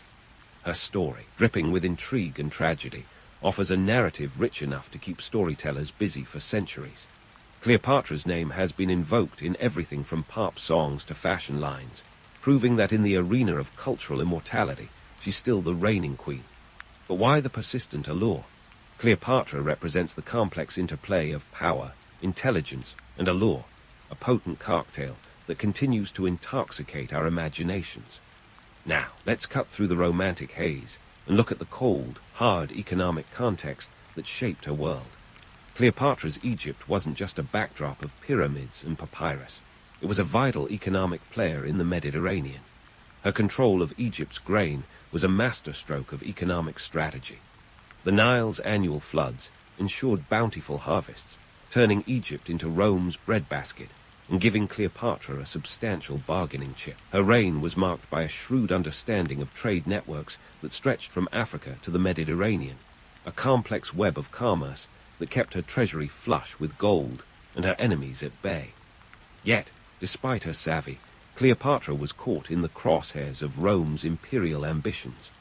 Her alliances with Caesar and Antony were born out of necessity as much as affection. With Rome's appetite for expansion, Cleopatra's Egypt was less a partner and more a prize, one she fought to keep out of Roman hands until her final breath. Her strategic alliances were as much about safeguarding Egypt's sovereignty as they were about personal survival. Cleopatra knew that in the game of power, image was everything, and she wielded hers with the precision of a master tactician. But let's not romanticize her too much. Cleopatra's life was a testament to the harsh realities of power and politics. Her reign ended not in a blaze of glory, but in a tragic denouement orchestrated by Octavian, who knew a thing or two about spin. Cleopatra's defeat was as much about Roman propaganda as it was about military might. Octavian's narrative painted her as the exotic other, a seductive threat to Rome's moral fabric, a story as compelling as it was misleading. So what can we learn from Cleopatra's life? A blend of shrewd politics, strategic alliances, and mythic allure. First, power is as much about perception as it is about reality. Cleopatra understood this better than most, using her image to command respect and authority in a male-dominated world. Second, history is often written by the victors, and Cleopatra's story is a stark reminder of the importance of questioning historical narratives. Her life was a symphony of resilience and ambition, conducted in a world that demanded nothing less than audacity. Cleopatra's legacy is a testament to the complexities of history and human nature. She was a queen who wielded power with an iron will and a velvet glove, a ruler who navigated the treacherous waters of politics with unmatched finesse. Her story reminds us that history is not a static tapestry, but a dynamic narrative shaped by those who dare to defy convention. As we turn the final page on Cleopatra's tale, her legacy endures, a beacon of ambition, intelligence, and the timeless allure of a queen who refused to be merely a footnote in the annals of history. In the end, Cleopatra was more than the sum of her legends. She was a sovereign who danced with emperors and generals, wielded power with unmatched finesse, and left an indelible mark on the tapestry of time. Her story is a reminder that in the grand chessboard of history, those who play the game with wit and wisdom leave the most enduring legacies.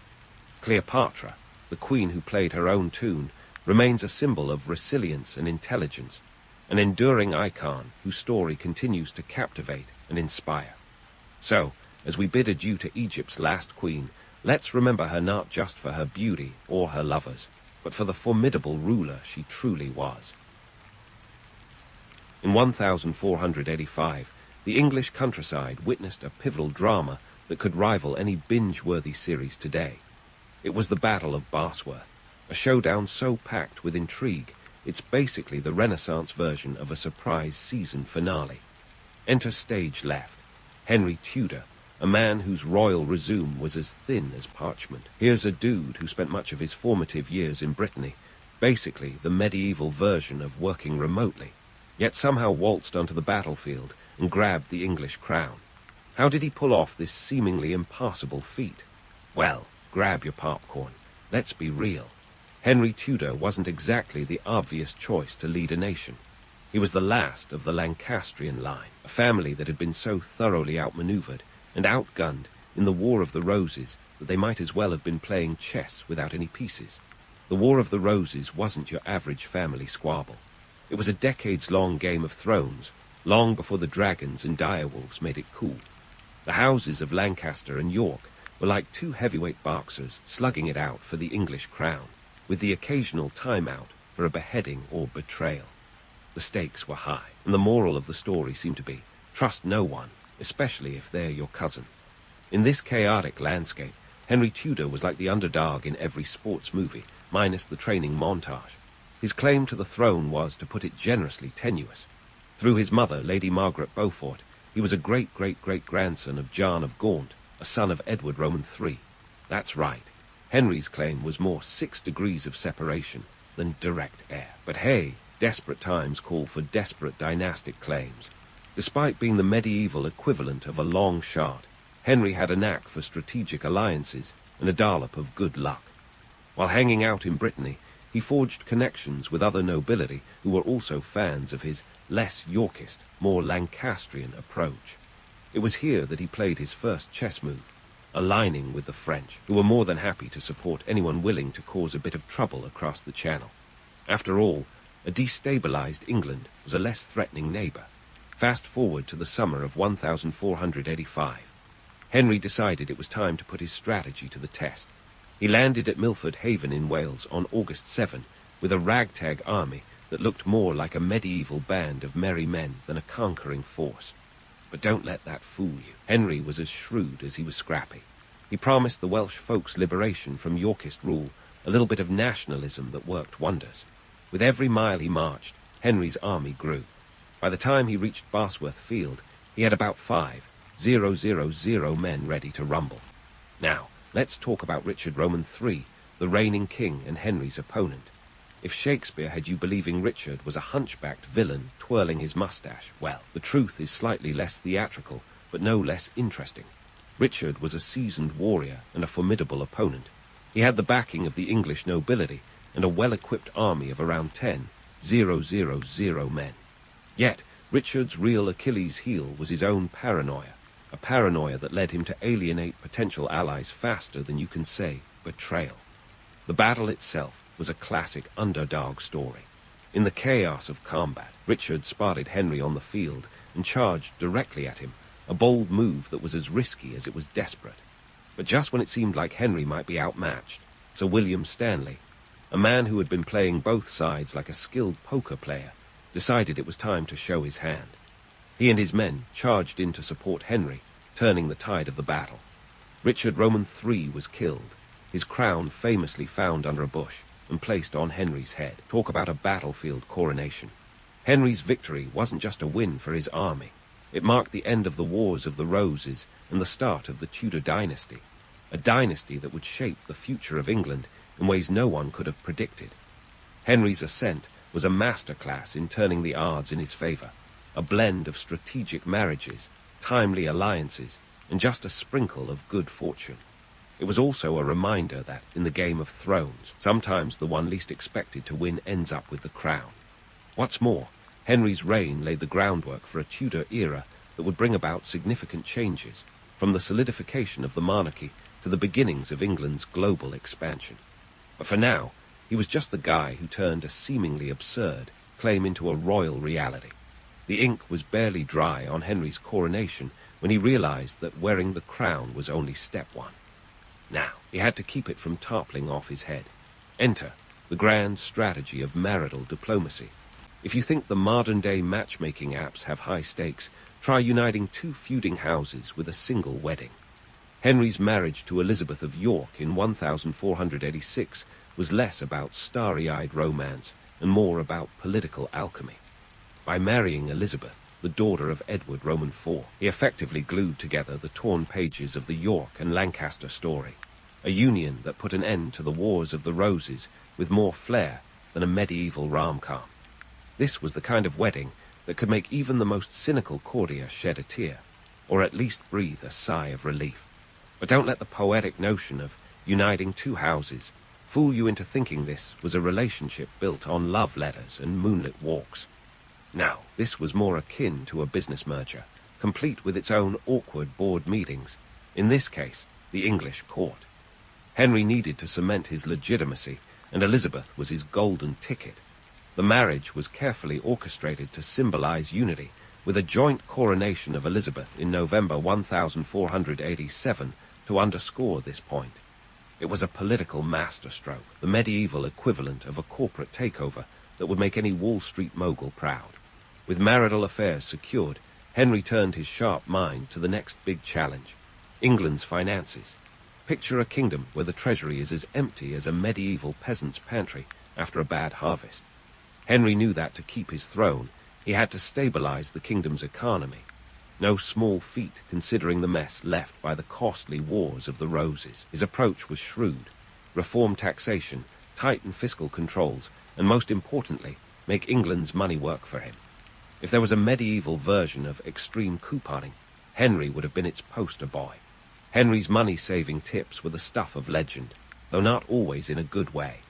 He was notorious for his meticulous attention to revenue collection, using officials known as receivers to maximize income from royal lands. These guys were like the IRS agents of the Tudor court, and they had a knack for sniffing out every penny owed to the crown.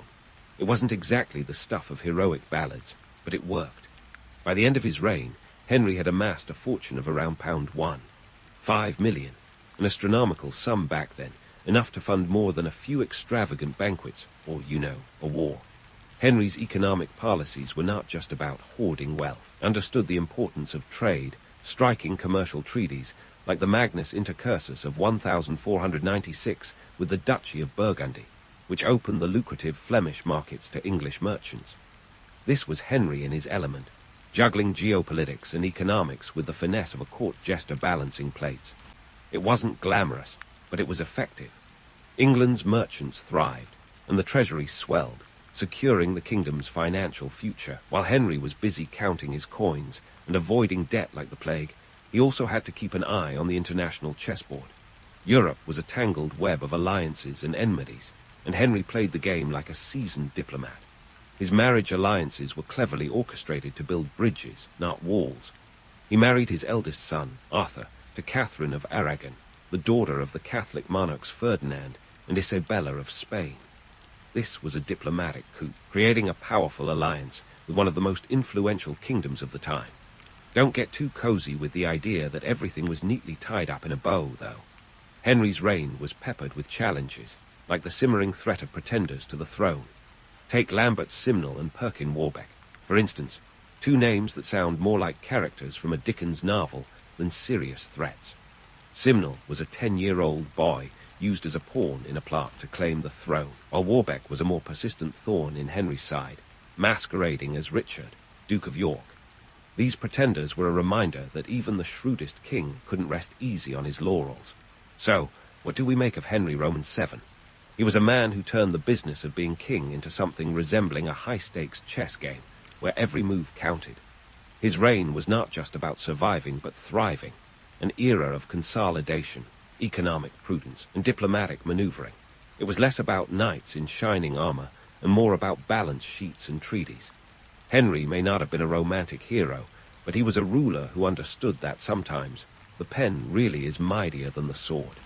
As his story continues, we'll see how this Tudor king set the stage for one of the most famous dynasties in history. But for now, let's just say Henry knew how to play his cards right, and didn't mind folding a few hands to win the game. But before you think Henry Roman VII was just kicking back, sipping mead, and watching the treasury grow, let's zoom in on his domestic policies. Oh boy, where to start? Imagine a king who loved law and order so much, he made modern bureaucrats look like carefree bohemians. If there was a handbook titled, How to Run a Kingdom with an Iron Grip, Henry not only read it, he wrote the footnotes. His obsession with law was more than just a hobby, it was a full-blown occupation. He was like the ultimate hall monitor of medieval England, ensuring everyone was towing the line, or else. Henry wasn't just about keeping the peace, he was about keeping his peace, which meant not letting any upstart nobles or wannabe kings disturb his hard-won tranquility. He had a particular fondness for record-keeping that bordered on the fanatical. Picture it, the king at his desk, scribbling away with a quill as if his life depended on it. And in some ways it did.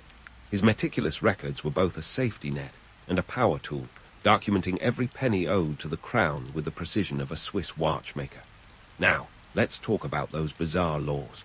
Henry enacted legislation that would make even the most seasoned lawmakers do a double take. Take, for example, the statute against retaining, essentially, the medieval version of keeping a posse of knights on speed dial. Nobles had the habit of maintaining private armies, and Henry was having none of it. His law imposed fines on any noble caught flaunting a retinue of more than a few trusted men. It was a move designed to quash any thoughts of rebellion before they could take root, because nothing says, I'm serious, like threatening to bankrupt your opponents. And speaking of finances, Henry's tax policies were something to behold. He squeezed the nobility like a lemon in a vice, extracting funds with a ruthlessness that would make even modern tax collectors blush. He used bonds and recognizances, essentially financial promises of good behavior, as both a carrot and a stick. If you behaved, you got your money back. If not, well, let's just say your coffers were going to feel a lot lighter. By the end of his reign, Henry had amassed a fortune that was the envy of Europe, proving that his grasp on the kingdom was as tight as his hold on its purse strings. Henry's domestic rule wasn't just about being the medieval IRS, though. Enter the Court of Star Chamber, a name that sounds like it belongs in a sci-fi series, but was actually a cornerstone of Tudor justice. Established in 1487, this court was Henry's secret weapon against the unruly nobility. It dealt with matters of public disorder, and more importantly, reigned in the overambitious barons who might have fancied themselves as the next king. The court could deliver swift justice, bypassing the slow and often corrupt traditional courts. It was like the fast lane of medieval law, efficient, effective, and a tad intimidating. The Star Chamber became synonymous with Henry's reign, a symbol of his commitment to maintaining order at all costs. And while it was effective in keeping the peace, it also earned him a reputation for being somewhat paranoid. But can you blame him? He was sitting on a throne that was once as stable as a three-legged stool, with pretenders popping up like daisies in springtime. Henry's paranoia wasn't without merit, and his relentless pursuit of control ensured that he kept his tenuous hold on power from slipping through his fingers. If you think Henry's rule was all about oppression and control, think again. His policies, while draconian at times, were also forward-thinking. He recognized the importance of a strong central government, a concept that seems obvious now, but was revolutionary at the time. By centralizing authority and weakening the power of the nobility, Henry laid the groundwork for a modern state that could withstand the pressures of both internal and external threats. Yet, the irony of Henry's reign is that his policies were both his greatest strength and his Achilles' heel. His heavy-handed approach to governance ensured stability, but it also bred resentment. Nobles, chafing under the financial and legal constraints, were less loyal subjects and more reluctant participants in Henry's grand scheme. It was a delicate balance, and one that required constant vigilance. As we dive deeper into Henry's reign, remember that this was a man who understood the power of perception. His laws, his courts, his meticulous records, all were tools to craft an image of a king who was in control, who knew every aspect of his kingdom down to the last shilling and the smallest infraction. Whether by design or necessity, Henry's reign was a masterclass in the art of ruling with both an iron fist and a silver tongue. Stay tuned, because the saga of the Tudors is far from over, and Henry's legacy is about to set the stage for one of history's most fascinating dynasties. With the ink barely dry on his domestic policy overhaul, Henry Roman VII turned his gaze outward, surveying the European landscape like a chess master contemplating his next move. Europe at the turn of the 16th century was a veritable minefield of alliances, rivalries, and occasional backstabbing. Think of it as a medieval version of Survivor, but with crowns and kingdoms on the line. Henry, ever the pragmatist, approached foreign policy with the caution of a cat inching along a narrow ledge. First up, his dealings with Spain, where he attempted to cozy up to the Catholic monarchs Ferdinand and Isabella. This power couple was the Jay-Z and Beyoncé of the Iberian Peninsula, having united their kingdoms and booted the Moors out of Granada by 1492. Henry saw an alliance with Spain as a golden ticket to solidify his legitimacy and counterbalance the looming threat from France. Enter the Treaty of Medina del Campo in 1489, a pact that was supposed to seal the deal with a marriage between his eldest son, Arthur, and their daughter, Catherine of Aragon. The treaty promised mutual defense, trade concessions, and a dowry fit for a king, or at least a prince. But here's where reality crashed the fairy tale. Negotiations dragged on like a bad medieval soap opera. The marriage finally happened in 1501, only for Arthur to die a few months later. Oops, not exactly the plot twist Henry had in mind. This left him scrambling to keep the alliance alive by betrothing Catherine to his second son, Henry, the future infamous Henry Roman VIII. It was a move that would prove both brilliant and calamitous, but we'll save that juicy bit for another time. Then there was the Holy Roman Empire, a sprawling patchwork of territories that was less of an empire and more of a family reunion where everyone pretended to get along. Maximilian I, the emperor, was a man with more titles than actual power, which didn't stop him from being a formidable political player. Henry's approach here was to maintain a cordial but cautious relationship, using trade agreements to keep things on an even keel. The Magnus Intercursus of 1496 with the Duchy of Burgundy, which fell under the emperor's influence, opened Flemish markets to English wool, a move that lined the Tudor coffers and kept the peace. Now, let's talk about Scotland, England's perpetual thorn in the side. If you thought Henry's dealings with Spain were complicated, his negotiations with Scotland were like trying to untangle a bowl of spaghetti. The Scottish king, James Roman IV, was young, ambitious, and occasionally a bit reckless. Henry's strategy was to keep Scotland from becoming a French pawn, a classic medieval tactic known as the Old Alliance. The solution? Marry off his daughter, Margaret Tudor, to James Roman IV. A neat plan, except it didn't stop James from occasionally eyeing English territory with all the subtlety of a hawk spotting a mouse. Their marriage in 1503 was a spectacle, complete with all the pomp and circumstance one might expect from two rival monarchs trying to play nice. It was a clever move by Henry, who hoped to secure peace through familial bonds, though the ink on the marriage contract was barely dry before tensions flared up again. Such was the nature of Anglo-Scottish relations. Heart-love story, heart cage match. But Henry's foreign policy wasn't all roses and royal weddings. There were more than a few blunders along the way. Take Henry's dealings with Brittany, for instance. Originally his sanctuary during his years of exile, Brittany was caught in a tug-of-war between France and England. Henry, ever the opportunist, tried to play both sides, supporting Brittany's independence while also recognizing French suzerainty. It was a diplomatic tightrope act that predictably ended with France annexing Brittany in 1491. Henry's attempt to have his cake and eat it too resulted in him having to eat humble pie instead. Yet, in true Henry fashion, he turned this setback into a strategic pivot. He signed the Treaty of Éraples with France in 1492, securing a hefty pension. essentially a bribe to keep England out of French affairs. The treaty was a masterstroke of diplomacy, filling England's coffers with 745,000 gold crowns over several years, a sum that kept Henry's treasury flush and his nobles content. In the grand scheme of things, Henry's foreign policy was as much about avoiding conflict as it was about forging alliances.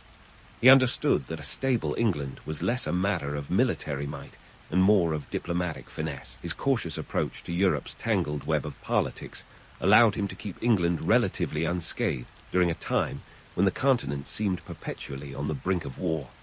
And yet, for all his successes, Henry Roman VII was not without his critics. Some saw his diplomacy as overly cautious, a sign of weakness rather than strength. But perhaps that was the point. In a world where kings were often defined by their battlefield exploits, Henry's legacy was built on a foundation of shrewd negotiations and strategic marriages. He was the king who played the long game, ensuring that his dynasty would not only survive, but thrive in a world rife with uncertainty. As we leave Henry juggling alliances and treaties like a seasoned acrobat, remember that his story is far from over. His reign laid the groundwork for a Tudor dynasty that would leave an indelible mark on history. So, stay tuned as we unravel the next chapter, where the Tudors continue to shape the course of English history in ways that are both astonishing and, at times, downright scandalous. As Henry Roman VII reign drew to its close, the king was very much aware that his legacy was on the line. Here was a man who not only survived, but thrived in the cutthroat world of medieval politics, leaving behind a kingdom more stable and prosperous than the one he inherited. But let's not get carried away with a disnified ending. Henry's last years were far from a fairy tale. Instead, they were a meticulous exercise in legacy building, with the king more akin to a meticulous accountant than a heroic monarch. In his final years, Henry's health was declining faster than the odds of a Tudor family reunion going smoothly. Plagued by bouts of depression and illness, Henry became increasingly withdrawn, cloistered in his palaces with his closest advisors. Even his legendary thriftiness took a hit as he sought spiritual solace, spending lavish sums, by his standards, anyway, on religious endowments and chantries to pray for his soul. It was as if, in his twilight years, Henry was hedging his bets in the afterlife as carefully as he had on earth. Despite his reclusive tendencies, Henry never let his guard down. He continued to guard his legacy with the tenacity of a dragon hoarding its treasure, ensuring that the Tudor dynasty would not just survive, but flourish. His eldest surviving son, Henry Roman VIII, was being groomed with all the care one might expect for a future king. A stark contrast to his father, young Henry was vivacious, athletic, and charismatic, a Renaissance prince in every sense. But let's not forget, the elder Henry was the architect of his son's future successes. He laid a foundation of centralized power and financial stability that would allow Henry Roman VIII to indulge in his more flamboyant pursuits without the kingdom crumbling around him. As Henry Roman VII lay on his deathbed in 1509, he might have pondered the myths that would surround his rule. Was he a miser, hoarding wealth at the expense of his subjects? Or was he a shrewd manager, ensuring England's coffers were full enough to withstand the storms of European politics? The truth, as always, lies somewhere in between. Sure, Henry could pinch a penny until it squealed, but his financial acumen meant that England was no longer a laughingstock on the European stage, instead standing as a formidable player in the continental power game. The myths about Henry often paint him as a dour, parsimonious figure, a king who would rather count coins than crack a smile. Yet, underneath that austere exterior, Henry was a man who understood the power of perception. His reign was a masterclass in controlling the narrative, whether through strategic marriages, financial discipline, or diplomatic maneuvering. Perhaps his greatest trick was making the mundane appear extraordinary, turning the business of governance into a performance that would set the stage for his successors. Speaking of successors, Henry Roman VIII reign. Oh boy, that's a saga for another day. Suffice it to say, Henry Roman VII left his son a kingdom far more stable and prosperous than the one he inherited. With a treasury bursting at the seams and a political landscape relatively free of the chaos that had characterized the Wars of the Roses, young Henry had the freedom to focus on, shall we say, more personal pursuits. It's almost poetic.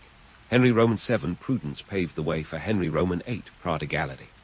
In the grand tapestry of history, Henry Roman VII might not have the colorful threads of a warrior king or the glittering threads of a cultural patron, but his contributions are the solid, unassuming background that makes the brighter colors possible.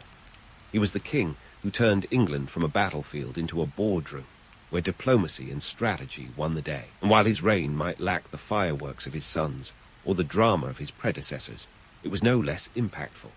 When we strip away the myths and look at the man, Henry Roman VII emerges as a ruler whose quiet determination and relentless pragmatism set a new tone for the English monarchy. His was a reign that balanced the romance of royal power with the stark realities of governance. By the time he shuffled off this mortal coil, Henry had transformed the Tudor dynasty from a footnote in history to a force to be reckoned with, a legacy that resonates even today. So, as we bid farewell to the first Tudor king, let's remember that history is not merely a collection of grand narratives and legendary figures. It's also the story of those who, through careful planning and quiet resolve, shaped the world in less obvious but equally profound ways. Henry Roman VII was one such figure, a king who played the long game, and in doing so, set the stage for one of the most storied dynasties in English history. Now, that's a legacy worth remembering.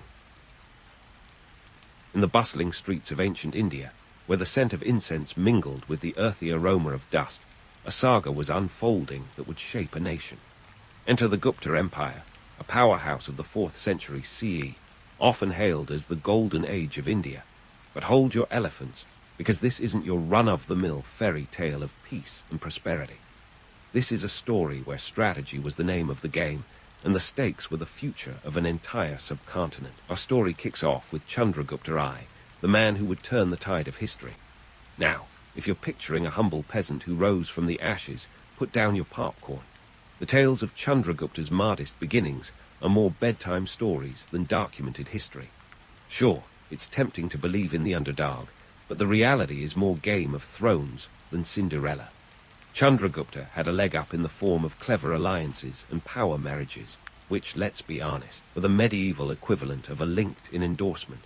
In 320C, Chandragupta I hit the jackpot by marrying into the Likavi dynasty, a move that was less about love and more about land.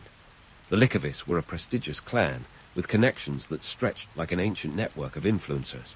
This marriage was Chandragupta's golden ticket, catapulting him into the upper echelons of power faster than you can say strategic partnership. With this alliance, he wasn't just marrying a bride, he was wedding a kingdom. Once Chandragupta I had secured his foothold, he began expanding his territory through a series of conquests. This wasn't just about flexing military muscle. It was about unifying a patchwork of kingdoms into a cohesive empire. The Guptas were like ancient Google, gobbling up smaller entities to create a seamless whole. By the time Chandragupta I passed the torch to his son, Samudragupta, around 335 CE, the stage was set for a dynasty that would leave an indelible mark on Indian history. Now, it might sound like a smooth ride from here, but history doesn't do smooth. As Samudragupta took the reins, he wasn't content to rest on his father's laurels.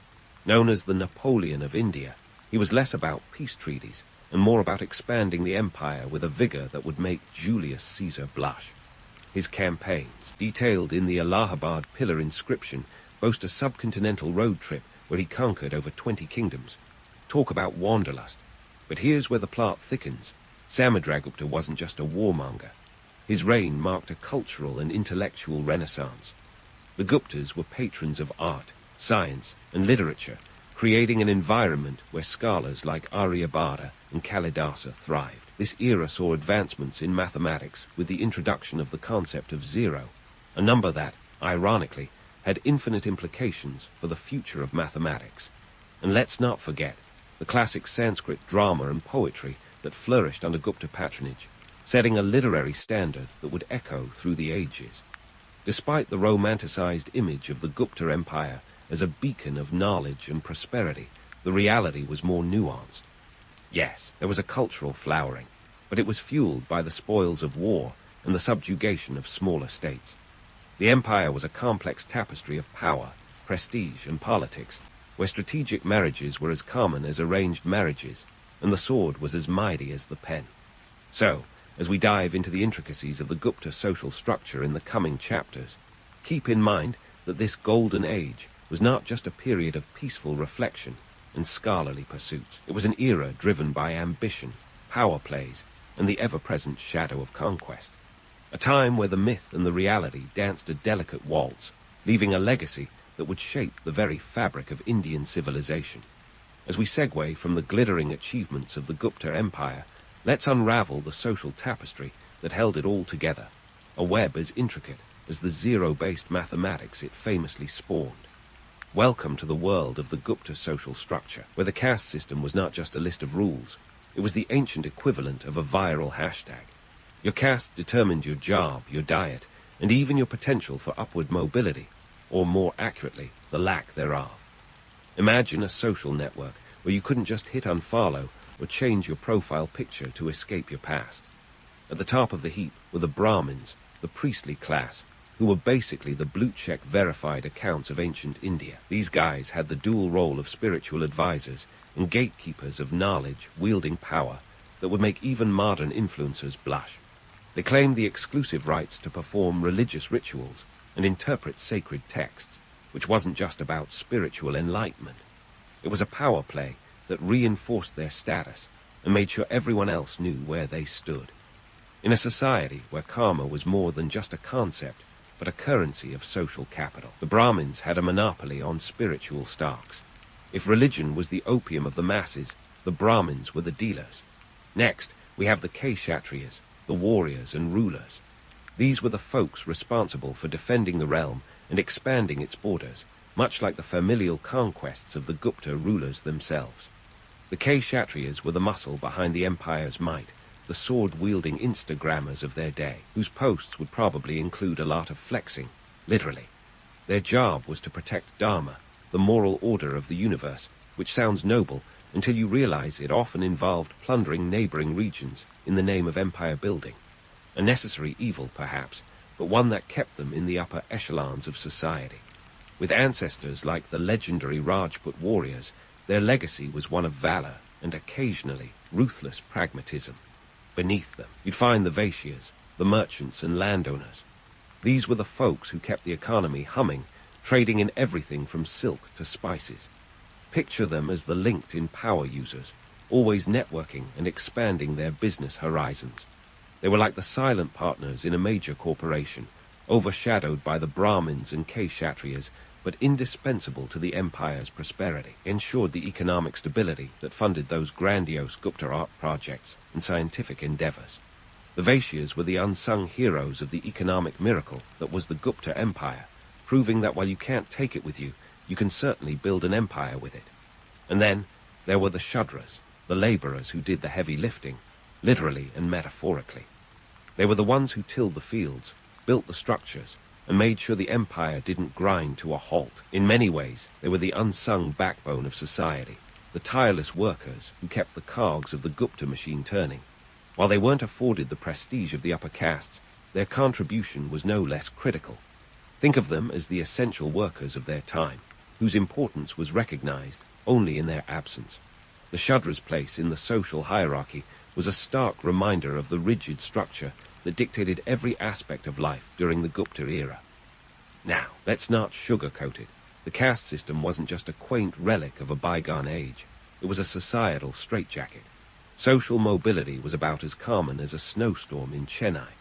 The caste you were born into was your lifelong identity, often determining your occupation, whom you could marry, and even what you could eat. This wasn't just a buzzkill. It was a comprehensive life plan that came without the option to unsubscribe. But here's the kicker: the system worked. It was a social order that had been refined over centuries, and for better or worse, kept the sprawling empire from descending into chaos. The notion of dharma, or duty, was deeply ingrained in the Gupta psyche, ensuring that everyone played their part in this grand cosmic game. Despite its rigidity, the caste system provided a sense of stability and continuity that allowed the Gupta Empire to flourish. It was a paradox of progress, where the very constraints on individual freedom facilitated a collective advancement in art, science, and literature. As we delve deeper into this social labyrinth, keep in mind that the Gupta Empire was a world where myth and reality intertwined seamlessly. The romanticized image of a harmonious social order belied a more complex reality, where power dynamics and social stratification were as much a part of the fabric as the celebrated achievements of the era. The caste system did more than organize society. It defined it, shaping the very essence of life in the Gupta age.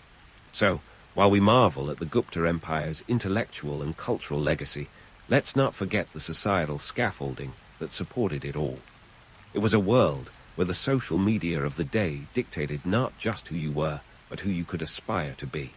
And even as we question the fairness of such a system, we can't help but acknowledge the undeniable role it played in crafting one of history's most celebrated civilizations.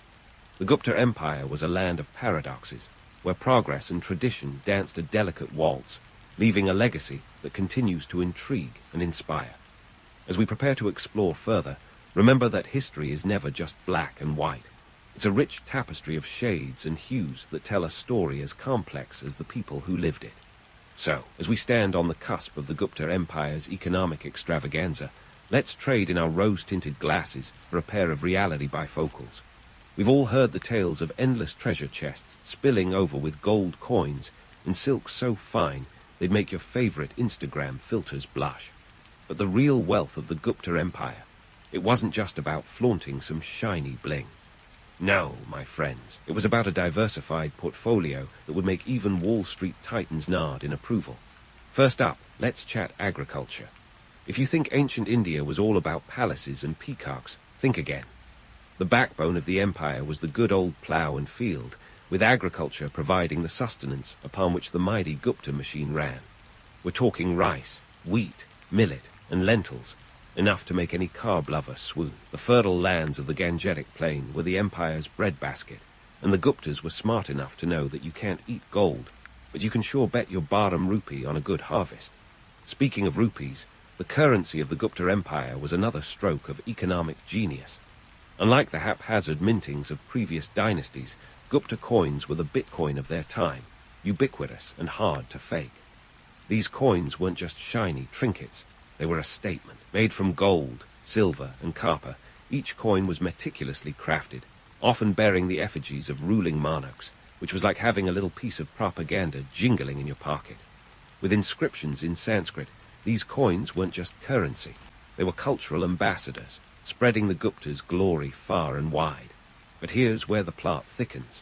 The Gupta economy wasn't just about what they could grow or mint. It was also about what they could trade. Picture bustling markets where you could swap Indian spices for Chinese silk or Roman wine. The Guptas were trade maestros, leveraging their strategic position along the Silk Road to foster commerce that spanned continents. Ports like Tamralipti on the Bay of Bengal were buzzing hubs, much like modern-day Amazon distribution centers, only with less cardboard waste and more actual camels. Yet, the ultimate economic flex wasn't about gold or grain. It was land grants. That's right, land was the real estate mogul's dream, the ancient hedge fund where wealth was stored. These weren't just any pieces of land. We're talking about vast tracts gifted to Brahmins, temples, and monasteries, ensuring that spiritual goodwill was always in the Gupta's favor. It was a clever move, like buying religious stocks that paid dividends in karma and loyalty. These grants were often tax-exempt, which might sound like a tax auditor's nightmare, but they served to knit the empire together in a web of mutual benefit and obligation. Of course, this wasn't just altruism.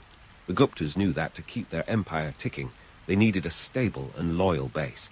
By granting land to influential religious and political figures, they ensured a twofold benefit: spiritual legitimacy and economic stability. In a world where land equaled power, these grants were the ace up the Gupta's sleeve, a strategic play that doubled as a political masterstroke. But let's not get too carried away with the romance of it all. The Gupta economy wasn't just a fairy tale of prosperity. There were challenges, famines, floods, and the ever-present threat of invasion. The empire's wealth wasn't magically conjured, but was the result of shrewd management and sometimes ruthless consolidation. It was a delicate balance, a high-wire act, where a gust of misfortune could send the whole system tumbling. And what about the laborers who kept these economic wheels turning? While the upper echelons enjoyed the fruits of empire, the Shudras and other lower castes were the unsung heroes, toiling in the fields and workshops. Their labor was the silent engine of prosperity, a reality often overshadowed by the glitter of gold and grandeur of temples. So, as we peel back the layers of this economic onion, it's clear that the Gupta Empire was no mere golden age of opulence. It was a complex tapestry of strategy, resource management, and human capital. The wealth of the Guptas wasn't just in their coffers, but in their capacity to harness the potential of their land and people. It was a story where myth and reality danced a delicate tango, leaving behind a legacy that continues to captivate and confound. As we prepare to delve even deeper into this ancient financial ecosystem, remember that history is a mirror reflecting both grandeur and grit. The Gupta Empire's economic prowess was a testament to human ingenuity, ambition, and yes, a little bit of luck. But there's more to this story, so stay tuned for the next chapter of this riveting saga. The Gupta narrative isn't over yet, and as always, the best is yet to come. All right, so we've unwrapped the Gupta Empire's economic prowess like a proverbial Christmas gift. But now it's time to crank up the spotlight and aim it at the cultural big guns. You know, the part where history books wax lyrical about art, literature, and science, as if the entire subcontinent was a giant Renaissance fair. But hold your horses, or elephants in this case, because not everyone was waltzing through flower-strewn paths, pondering the mysteries of the universe. Sure, the Gupta period is often called India's golden age, a time when poets like Kalidasa and scientists like Aryabhata were penning works that would make even Shakespeare and Einstein nod in appreciation.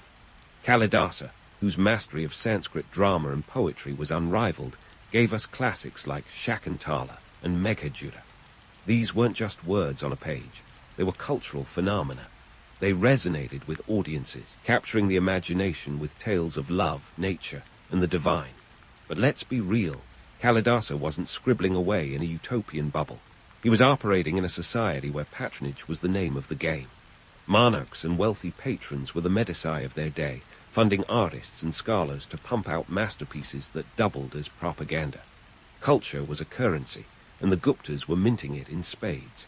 Now, Aryabhata, the mathematician and astronomer extraordinaire, introduced astronomical concepts that would lay the groundwork for future scientific exploration. His work, Aryabhatiya, wasn't just a dry academic text. It was a mind-bender that included the concept of zero. Yes, the very zero that makes your bank balance meaningful. But before you imagine Aryabhata as a solitary genius, it's crucial to remember that he was part of a thriving intellectual community. The Gupta Empire fostered a network of scholars who were as much about collaboration as competition. It was the ancient version of a think tank, minus the PowerPoint presentations. Let's talk about the architectural wonders that still dot the Indian landscape. The Gupta period saw the construction of Hindu temples that were more than just places of worship. They were feats of engineering. Temples like the Dashavatara temple in Diagar were adorned with intricate sculptures and carvings that told stories far beyond their religious significance. These structures weren't just thrown together by divine inspiration. Behind every chiseled stone was a workforce of skilled artisans and laborers, an ancient version of a construction crew, working day in and day out. The temple's grandeur was a testament to human ingenuity, not just divine favor. And then there's the elephant in the room, the Gupta sculpture and art, which often get painted with a brush of romanticism. The truth, these art forms were heavily influenced by political and religious motives. The images of deities weren't just for spiritual upliftment, they were public relations stunts promoting the king's divine right to rule.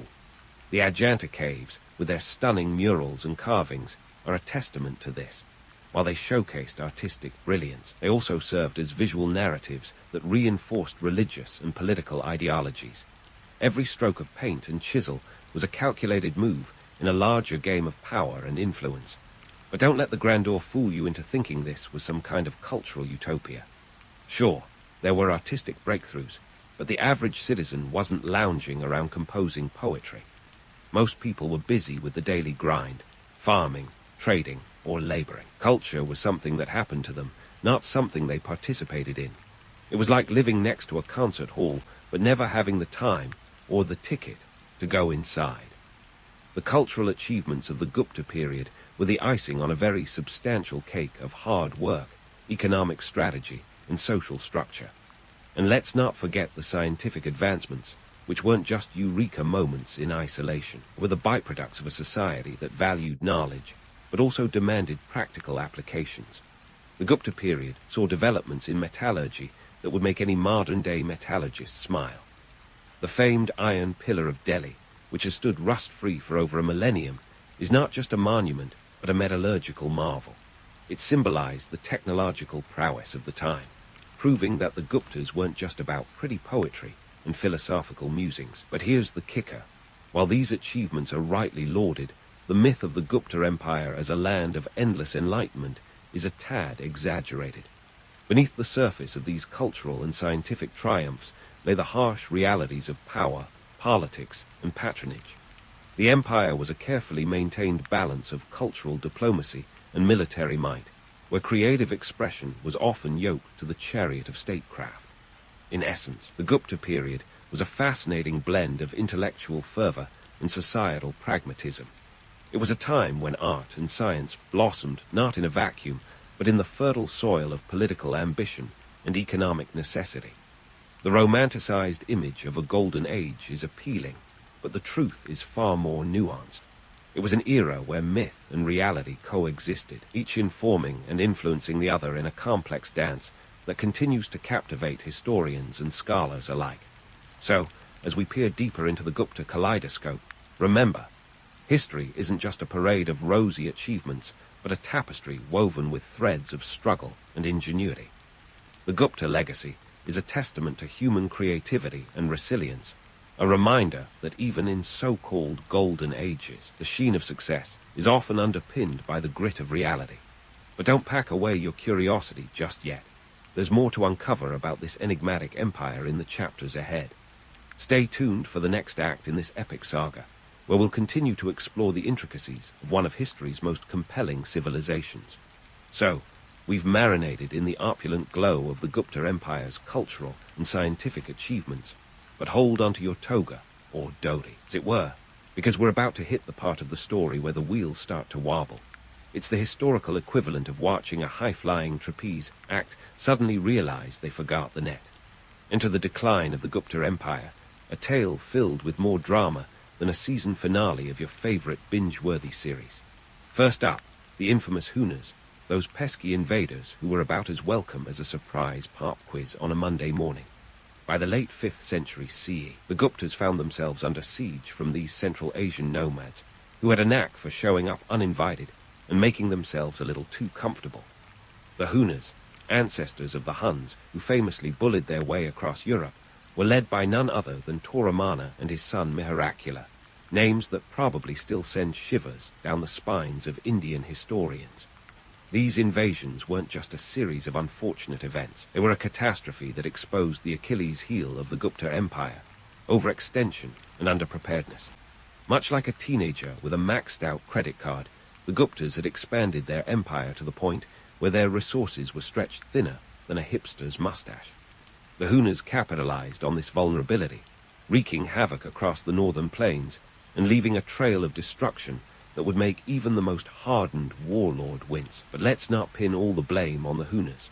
The Gupta decline was also an inside job, a classic case of weak successors fumbling the empire like a hot potato.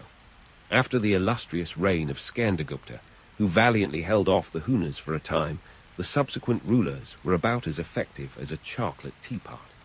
These successors, lacking the political acumen and charisma of their forebears, couldn't maintain the delicate balance of power and diplomacy that had held the empire together.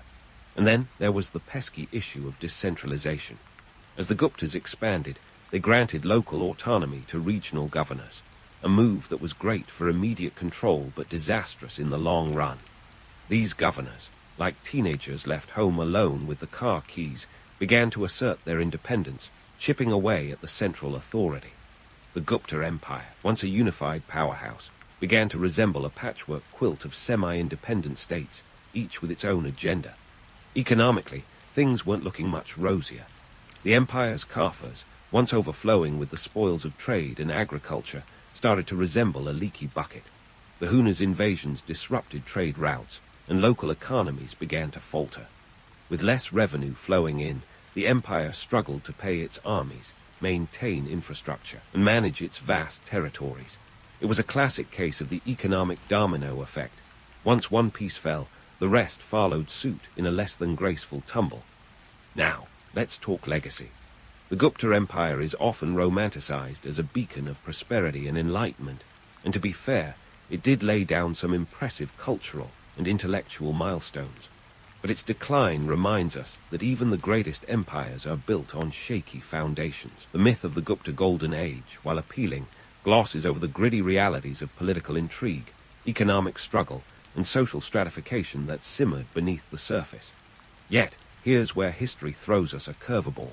Despite its decline, the Gupta Empire bequeathed a legacy that endured long after its political power had waned. Its cultural achievements, particularly in art and science, set standards that influenced generations. The concept of zero, the classical Sanskrit literature, and the architectural marvels left behind served as a bridge to future advancements, not just in India, but across the world. The Gupta era became a touchstone for future rulers who looked back at its achievements with a mixture of envy and admiration. So, as we close the chapter on the Gupta Empire, let's remember it not just for its golden moments, but also for the lessons it offers about the impermanence of power and the complexities of human ambition. The Guptas remind us that history is a grand tapestry woven with threads of triumph and folly, where even the most dazzling patterns can unravel over time. It's a tale as old as time. Empires rise, flourish, and inevitably fall, leaving behind echoes of their former glory and the stories that continue to captivate and instruct. In the end, the Gupta Empire story is a poignant reminder that history is never just about the victories or the defeats.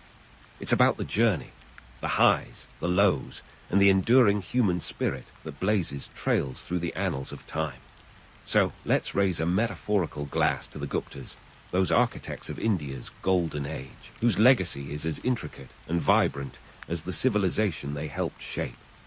And as the curtain falls on this epic saga, let's carry forward the lessons learned, the myths debunked, and the stories that continue to inspire our quest for knowledge and understanding of the past. Today, you're waking up in 300 BCE, somewhere in ancient India, and the first thing that hits you, besides the dusty sunbeam sneaking through your mud-brick window, is the rhythmic clatter of looms from a distance. No snooze button here, only the persistent call of a world where weaving is as essential as your morning chai. You stumble outside, your bare feet meeting the cool earth, and there it is, the heartbeat of your village, weaving its way into the new day. Now, let's talk threads. If you thought weaving was a side gig, think again. It's the backbone of your economy, your culture, your everything. Khartoum is the star of this ancient show, with the Indus Valley region having practically invented its cultivation. It was as revolutionary then as the internet is today. No joke. Back in 1929, archaeologists found Khartoum threads dating back to 5000 BCE here, making India the Silicon Valley of textiles. Khartoum from this area was sought after like the latest smartphone, a commodity that powered trade routes and filled coffers. But hold on, don't throw your hands up and declare, "Oh, Khartoum, how quaint." Nope, this wasn't just any simple farm-to-fabric operation. The process was a complex dance of planting, spinning, and weaving, an art form passed down through generations. And while Khartoum was the bread and butter, silk was the luxury dessert. Imported initially from China, silk was to ancient India what designer brands are to today's fashionistas. A silk garment could set you back a pretty penny, or in your case, several silver coins. So, where does all this cotton and silk come from? Picture this, fields stretching as far as the eye can see, workers tending to fluffy cotton balls under the blazing sun. These aren't just any fields, they're the pride of the Indus Valley, known for its fertile soil and advanced irrigation systems. As for silk, it's a bit more exclusive. Those precious threads were initially imported via the Silk Road, a series of trade routes that made the modern-day global supply chain look like child's play. Merchants traveled thousands of miles, braving bandits and deserts, all for the sake of trading silk. Talk about dedication. Now, onto the myth-busting part. You might think dyeing cloth was a simple affair. Squish some berries and call it a day, right? Wrong. This was more akin to a chemistry experiment than a picnic in the woods. Indigo, madder, turmeric, and saffron were the botanical stars here, each requiring a specific process to coax out their vibrant hues. For instance, indigo dyeing involved fermenting the leaves, a process as elaborate as a Netflix plot twist. It was essential to get the color just right. Otherwise, you'd end up with a fabric that looked like it had been dragged through the mud rather than a masterpiece ready for the market. And don't get me started on the labor intensity. It took hours, days even, to prepare the dye, and that's before you even got to the weaving part. This was labor-intensive work, folks, and it wasn't always a labor of love. The skilled hands behind these textiles belonged predominantly to women, who worked tirelessly to meet the demands of local and foreign markets.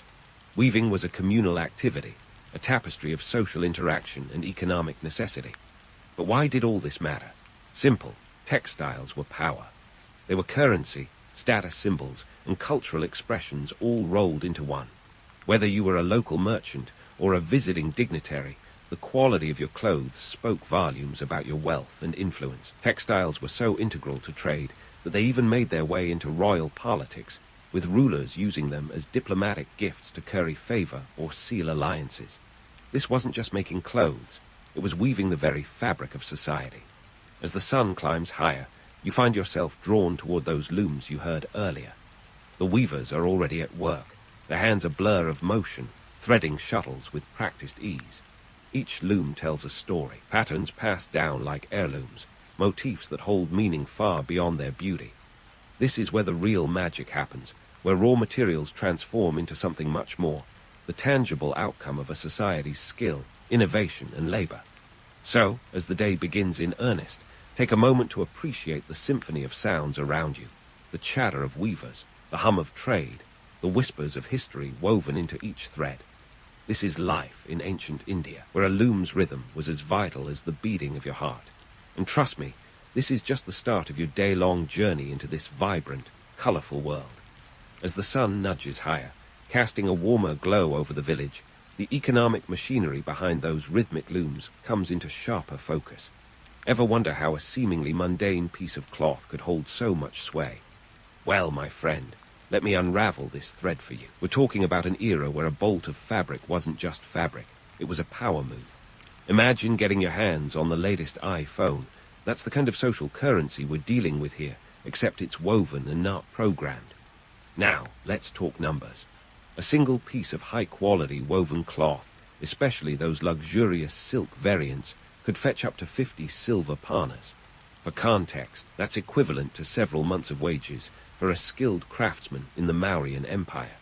It's the kind of money that could make your neighbor's eyes pop, or more practically, feed a family for weeks. This wasn't just a domestic affair either.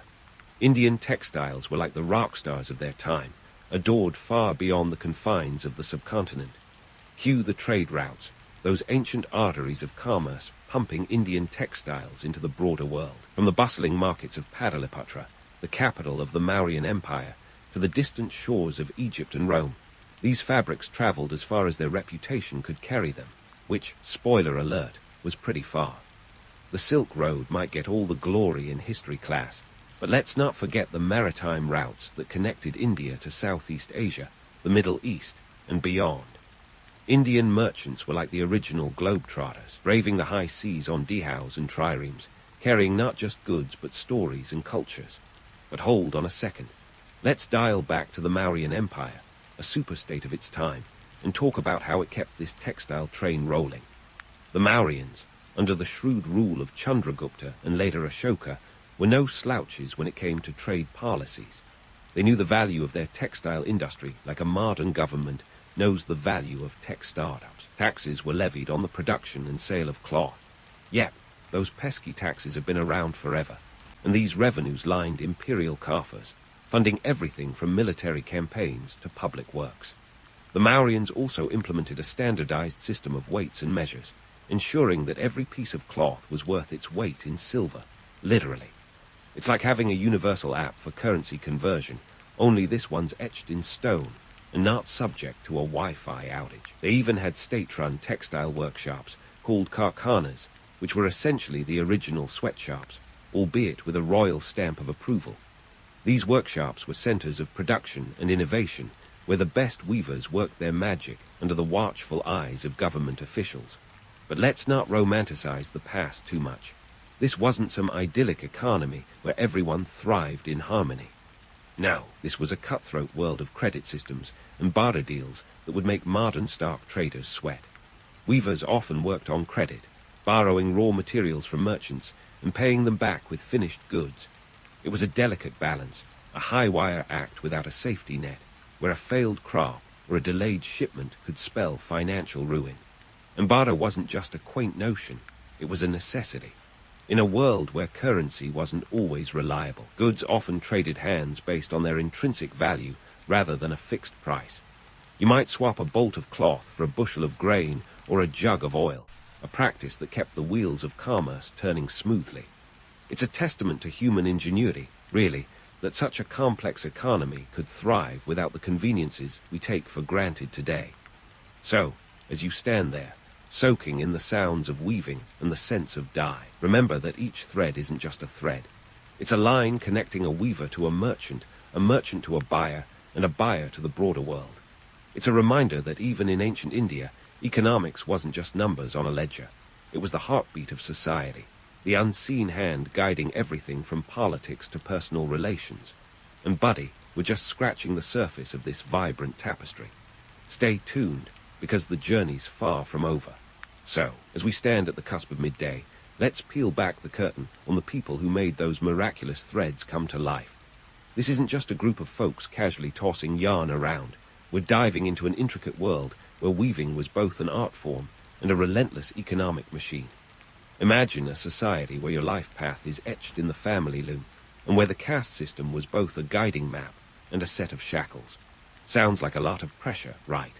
Well, welcome to the life of an ancient Indian weaver. First up, let's talk about the caste system. It's no secret that ancient India was a caste-conscious society, and weaving communities were no exception. The weavers, known as Tantavayas, often belonged to specific castes that specialized in textile production. These weren't just job titles, they were identities passed down through generations. If you were born into a family of weavers, congratulations. You'd likely spend your life mastering the art, whether you loved it or loathed it. Weaving skills were the family jewels, and breaking out of this mold was about as easy as teaching a cat to fetch. But it wasn't all predestined drudgery. In fact, some weavers managed to climb the social ladder, trading their skills for status. Exceptional artisans could gain recognition, and with it, a chance to rub elbows with society's upper crust. Imagine the pride of being the go-to weaver for a local chieftain or even a royal court. Your craftsmanship could stand as a testament to your family's skill, turning threads into social threads. Now, let's unravel the role of women in this weaving tapestry. In a world where gender roles were as rigid as a freshly starched sari, women were not relegated to the sidelines. Oh no, they were the backbone of the weaving industry, often managing the delicate dance of spinning and weaving while balancing household duties. Picture this. Women with hands moving so fast they'd give your favorite speed typist a run for their money. They weren't just contributing, they were indispensable. And here's the kicker. While modern narratives often paint these women as mere assistants to their male counterparts, the reality was often quite the opposite. In many cases, women were the primary weavers, passing down their skills to daughters and nieces, ensuring the continuity of their craft. It was a matrilineal system of sorts, where the loom was both a tool and an heirloom. So, let's debunk the myth of the passive female weaver. These women were warriors in their own right, battling time and expectations with every thread they wove. But before you romanticize this as an idyllic cottage industry, let's inject a dose of reality. Weaving was less a serene Zen garden and more a high-stakes game of economic survival. The pressure to produce high-quality textiles was immense, especially with the weight of local demand and foreign trade pressing down like a sumo wrestler on a trampoline. Every thread had to be perfect, every pattern precise, because one slip-up could mean the difference between profit and poverty. Speaking of profit, the economics of weaving were as complex as the patterns themselves. Weavers operated in a world of credit and debt, borrowing raw materials from merchants and repaying them with finished goods. It was a precarious balance, like juggling flaming torches in a windstorm. A delayed shipment or a spoiled batch of dye could tip the scales into financial chaos. This wasn't just business. It was a high-wire act without a safety net. And let's not forget the innovation.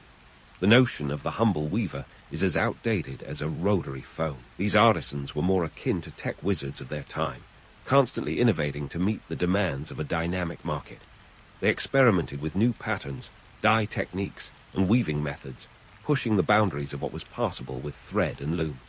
It was a hotbed of creativity, where competition spurred innovation and innovation spurred success.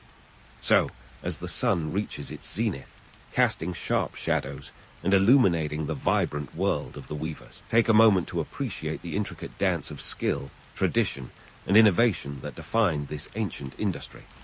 This was a world where every thread was a story, every pattern a legacy, and every piece of cloth a testament to the resilience and artistry of its makers. Stay tuned, because this tapestry is far from finished, and there's more to uncover as the day unfolds.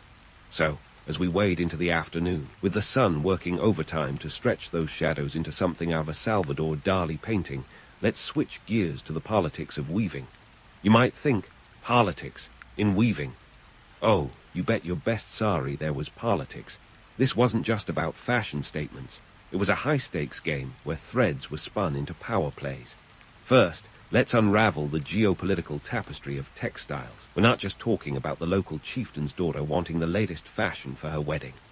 No, this is about entire empires dressing up to outshine their rivals. In ancient India, textiles were as much a tool of diplomacy as treaties and silver-tongued emissaries. Rulers would gift elaborately woven garments as tokens of goodwill or as part of marriage alliances. These weren't your average party favors. They were cultural IOUs, woven with the intent to impress and influence. Now, here's a juicy tidbit. Textiles were often at the heart of espionage and sabotage. Picture this: traders acting as spies, smuggling out coveted weaving techniques or dye formulas like they were state secrets. The stakes were high. Knowing how to produce that perfect indigo could flip the balance of trade in your favor faster than you can say, silk monopoly. And it wasn't just about protecting secrets. It was also about keeping an eye on rivals. If your neighbor's kingdom started churning out cloth that rivaled yours, you might suspect a little industrial espionage. Let's not forget the economic clout of these textiles. Remember those luxurious fabrics fetching up to 50 silver panas? Well, they were also used to pay off soldiers, fund public works, and you guessed it, grease the palms of political allies. Textiles were a currency of influence, literally and figuratively. And in a world where soft power was as important as military might, having the best-dressed ambassadors could win you allies faster than a battalion of elephants. But here's where we challenge the narrative of the benevolent king commissioning grand tapestries out of sheer love for art. Spoiler alert. It was often less about artistic patronage and more about weaving alliances. Rulers weren't just art connoisseurs. They were strategic players in a game where every stitch could sway political fortunes. When a king ordered a grand tapestry, it was as much a statement of power as it was a decorative piece. Think of it as an ancient PR campaign, weaving a narrative of wealth and stability to project strength to both subjects and rivals. And don't buy into the myth that these tapestries were the sole domain of the royals. Sure, kings and queens had their fair share, but the real action was often in the merchant guilds and local communities. These were the real powerhouses, with weavers serving as the backbone of regional economies. They might not have been sitting on thrones, but they were certainly pulling the strings, or threads in this case, behind the scenes. Let's talk about the role of regionalism, because in ancient India, textiles were as regional as accents. Each area had its signature style, technique, and dye. For example, the vibrant reds of Gujarat were distinct from the rich blues of the Deccan. This diversity wasn't just a cultural quirk, it was a strategic advantage. Different areas could cater to different markets, both local and international, turning regional styles into a vast trade network. It was like having a buffet of textiles ready to meet any demand. Now, let's inject some skepticism into the romantic tale of the noble weaver crafting in serene isolation. The reality: weavers were part of a complex supply chain, from the farmers growing cotton to the merchants hawking the finished goods. Each step was fraught with its own challenges, from unpredictable weather to fluctuating market demands. The idyllic image of a lone artisan was often shattered by the harsh realities of economics and politics. And speaking of politics, the relationship between weavers and rulers was often a dance of mutual dependency. Rulers needed the economic boost from textile exports, while weavers relied on royal patronage to secure materials and market access. It was a delicate balance, one misstep away from collapse. The weavers wielded power in their own right, sometimes banding together to negotiate better terms or resist exploitation. They weren't just pawns. They were players in a game where threads could stitch together or unravel entire economies. So, as the afternoon sun casts its long shadows, think of the loom not just as a tool for crafting beautiful cloth, but as a fulcrum of power and politics. Each thread woven into the fabric of society carried weight far beyond its physical form, influencing everything from royal courts to distant markets. The world of ancient Indian textiles was a rich tapestry of intrigue and strategy, where the right weave could tilt the scales of power. And trust me, the loom's story is just warming up, so stay tuned for the next chapter of this colorful saga. As the sun dips below the horizon, painting the sky in hues that would make any ancient dyer green with envy, let's turn our gaze to the legacy of ancient Indian weaving, a story that's as much about evolution as it is about tradition. You see, these techniques and styles didn't just vanish like smoke signals on a windy day. They morphed, adapted, and quite frankly, left an indelible mark on global fashion long before influencers were a thing. First, let's talk evolution, the fashion kind, not Darwin. Those vibrant weaves that once graced the markets of Cleopatra didn't stay confined to the subcontinent. Oh no, they hopped onto trade routes, sashayed their way into foreign lands, and left their mark on textile traditions across the globe. Take the paisley pattern, for example. Originating in India as the Buddha motif, it found its way to Persia, then the West, eventually becoming a staple in British fashion by the 19th century. It's the ultimate globetrotter of the textile world, proving that good design knows no borders. But what about the techniques themselves? You bet they evolved. The ancient methods of weaving, dyeing, and pattern making were like the open source code of the textile world, tweaked, improved, and passed on through generations. Take the intricate ikat technique, for example. It's a complex process involving dyeing the threads before they are woven, creating a distinctive blurred pattern. This technique spread across Southeast Asia and even made its way to Central America, a testament to its universal appeal and adaptability. Now, fast forward to today, and you'll see modern weavers still channeling these ancient skills, blending the old with the new like a master DJ at a vinyl rave. Take the artisans in Kanchipuram, Tamil Nadu, famous for their silk saris. These weavers are the rock stars of the textile world, weaving saris that can take months to complete and fetch prices upwards of 50,000 rupees, or roughly $600. They're using techniques that have been honed over centuries, yet they're also incorporating contemporary designs and materials to cater to today's market. It's a bit like seeing a classic rock band drop a surprise EDM track. It's unexpected, yet somehow it just works. And let's not forget the role of technology. In recent years, modern advancements have begun to weave their way into the tapestry of traditional practices. Computer-aided design, CAD, technology allows weavers to experiment with patterns digitally before committing them to thread. This marriage of tech and tradition not only preserves age-old techniques, but also makes them accessible to a new generation. It's like upgrading from a typewriter to a laptop. Same storytelling, just with a bit more flair. Now, before we get too starry-eyed about this textile utopia, we have to confront the romantic myth of the golden age of weaving. Sure, the past was full of vibrant colors and luxurious fabrics, but let's not forget the gritty reality that underpinned it all. The beauty of these textiles often came at a steep cost, both human and environmental. The labor was backbreaking, the hours long, and the rewards often scant. For many weavers, this was a life of economic necessity, not artistic expression. Moreover, the environmental impact wasn't exactly negligible. Dyeing operations often released harmful chemicals into local water sources, a practice that's still a concern today. So while we can marvel at the artistry, it's crucial to acknowledge the darker threads woven into the historical narrative. It's a reminder that while the past can seem glamorous, it was rarely simple or without consequence. So, as we wrap up this journey through the looms of ancient India, what stands out is the enduring legacy these weavers have left behind. They've given us more than just beautiful fabrics. They've woven narratives that connect generations, cultures, and continents. Their story is a testament to human creativity, resilience, and the everlasting quest for beauty in a world that's often anything but. It's a reminder that the threads of history are woven with both romance and reality, and perhaps that's what makes them so endlessly fascinating. As evening falls and the looms fall silent, we leave with a richer understanding of the fabric of our past, and a newfound appreciation for the threads that continue to connect us all. The year was 1952, and Britain had just traded its post-war austerity for a new queen. Elizabeth, a young woman who was more accustomed to pulling mischievous stunts with her sister, Margaret, than playing the role of a global icon, found herself suddenly thrust into the spotlight. She was a mere 25 years old at the time, a tender age for most of us, when our biggest concern might be paying rent on time, not, ruling a massive empire. But here she was, ready or not, with a crown on her head and a world watching her every move. Now, let's get something straight before we cozy up to this tale of royal ascension. Elizabeth wasn't even supposed to be queen.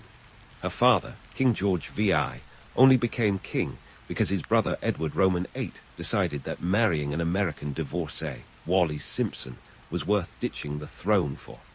Yes, love over duty, though some might argue it was an early retirement plan for a king who didn't fancy all that responsibility. So, Elizabeth was suddenly next in line, a twist of fate not unlike getting handed the family business when all you wanted was a quiet life in the countryside. So there she was, not just a queen, but a symbol of a new era. The post-war world was changing fast, and Elizabeth had to be the face of that change. But she also had corgis, those adorable little dogs that seemed blissfully unaware of their owners' newfound responsibilities. They were more interested in chasing each other around the palace gardens than pondering the implications of a shifting global order. Frankly, who could blame them? 1952 was a year of transformation for Elizabeth, but not without its peculiarities. Her coronation in 1953 would be the first to be televised, a decision that caused quite the stir. Imagine this, an age when most people didn't even own TVs, and here was the British monarchy throwing open its doors to cameras. It was a royal soap opera before reality, TV was even a glimmer in any producer's eye. The BBC broadcast the event, turning it into a communal experience. Over 20 million people watched Elizabeth's coronation live, even if it meant cramming into neighbours' living rooms or squinting at grainy black and white screens. Yet, for all the pageantry, the crown on Elizabeth's head was not just a symbol of power, but a hefty reminder of duty. Crafted in 1937, the imperial state crown weighs in at over 2 pounds, adorned with 868 diamonds and a bunch of other dazzling stones. Talk about a heavy head that wears the crown. And let's not forget the logistics of royal fashion. Those elaborate gowns and jewels weren't just for show. They were statements, meticulously designed to convey authority and continuity, even as the world shifted around them. Of course, the reality of being a monarch wasn't all glitz and glamour. It was a job, and a demanding one at that. Elizabeth had to navigate a political landscape that was as complex as it was unforgiving.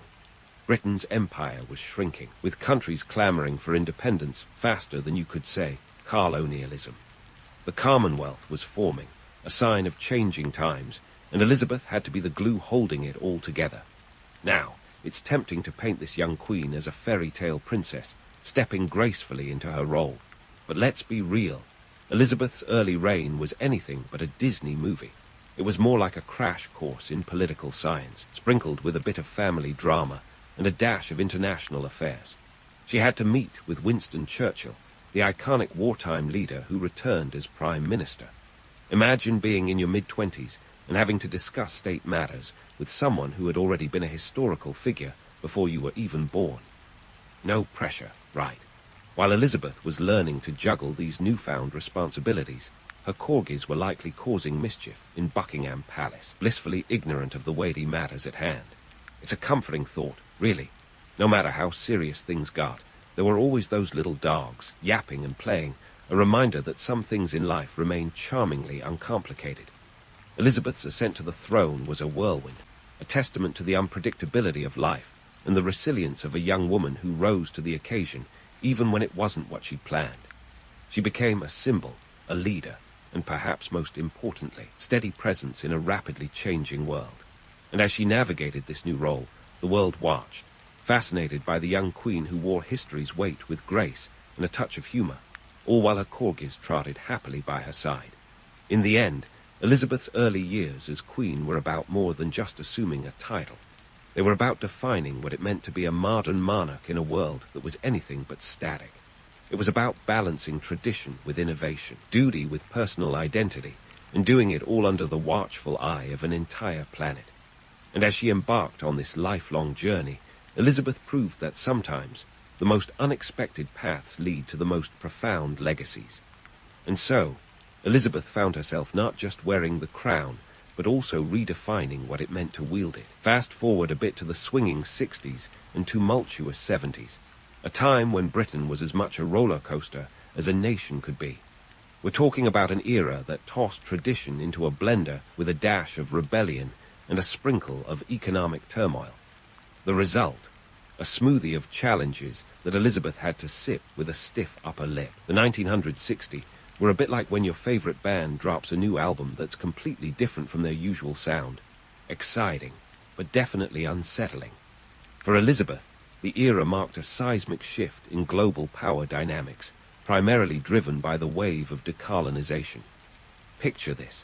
The British Empire, once so sprawling it earned the boastful title, the empire on which the sun never sets, was now shrinking faster than a wool sweater in a hot wash. Between 1960 and 1970, a whopping 20 countries gained independence from British rule. Ghana, Nigeria, Kenya, you name it, they were breaking free.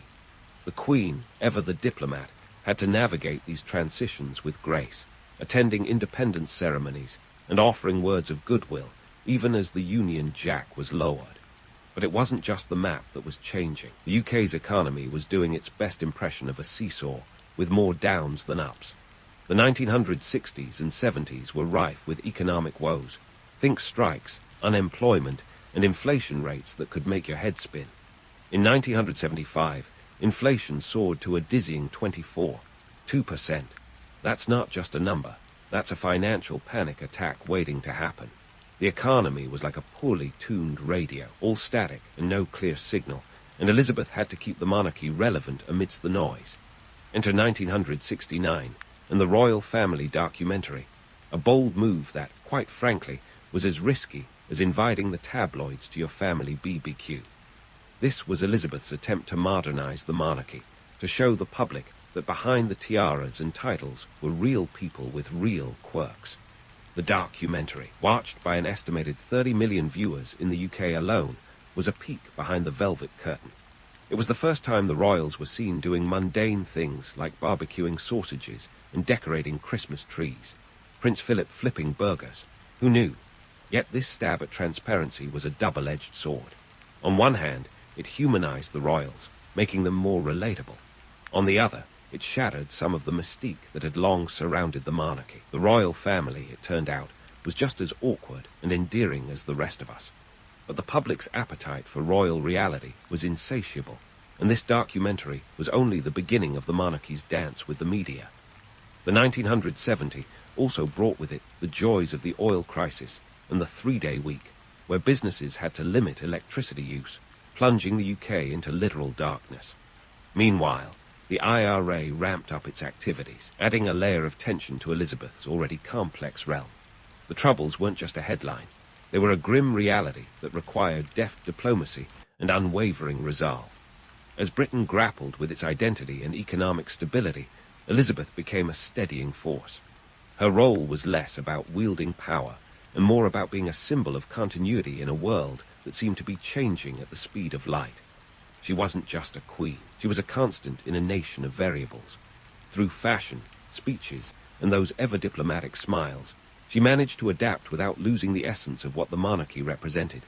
And while the monarchy's image was undergoing a facelift, Elizabeth's personal life was, well, royal in its own dramatic ways. The family faced its share of scandals and tabloid fodder, from Princess Margaret's headline-grabbing escapades to the marital woes of her children. It was like a soap opera with corgis, castles, and crowns, a real-life drama that kept the public enthralled. In the end, these decades were about more than just survival for Elizabeth. They were about evolution. She proved that even an institution as steeped in tradition as the British monarchy could adapt to the times, albeit with a few bumps along the way. And as the 1970 gave way to the 1980, Elizabeth stood ready to face whatever new challenges lay on the horizon, her crown steady, her resolve unshaken, and her corgis, as ever, blissfully unaware of the weight of history unfolding around them. As the 1980s dawned, the British monarchy found itself in the midst of a cultural renaissance that was equal parts glitz and grit. Elizabeth was no stranger to transformation, but this new era was like riding a roller coaster that occasionally doubled as a soap opera. The decade was a whirlwind of pop music, flashy fashion, and of course, royal scandals that seemed to jump off the tabloid pages like they were auditioning for the latest drama series. Let's start with the elephant in the room, or rather, the Duke of York. Prince Andrew, Elizabeth's second son, had a knack for grabbing headlines, and not always in the dignified manner one might hope for a royal. In the 1980s, Andrew was the poster child for royal playboy antics, romancing Hollywood actresses and jet-setting around the globe. His relationship with American actress Koo Stark was particularly high-profile, giving the tabloids ample fodder for their front pages. While the world watched with a mix of fascination and disapproval, Elizabeth had the unenviable task of keeping the royal ship steady amidst the waves of scandal. But Andrew wasn't the only royal making waves. Enter Sarah Ferguson, affectionately known as Fergie, who married Prince Andrew in 1986. Their marriage was a tabloid editor's dream, full of ups, downs, and everything in between. Fergie's vivacious personality and penchant for mischief made her an instant media darling, though not always for the right reasons. The couple's public squabbles and eventual separation in 1992 were a spectacle that played out like a reality TV series, complete with paparazzi chases and salacious headlines.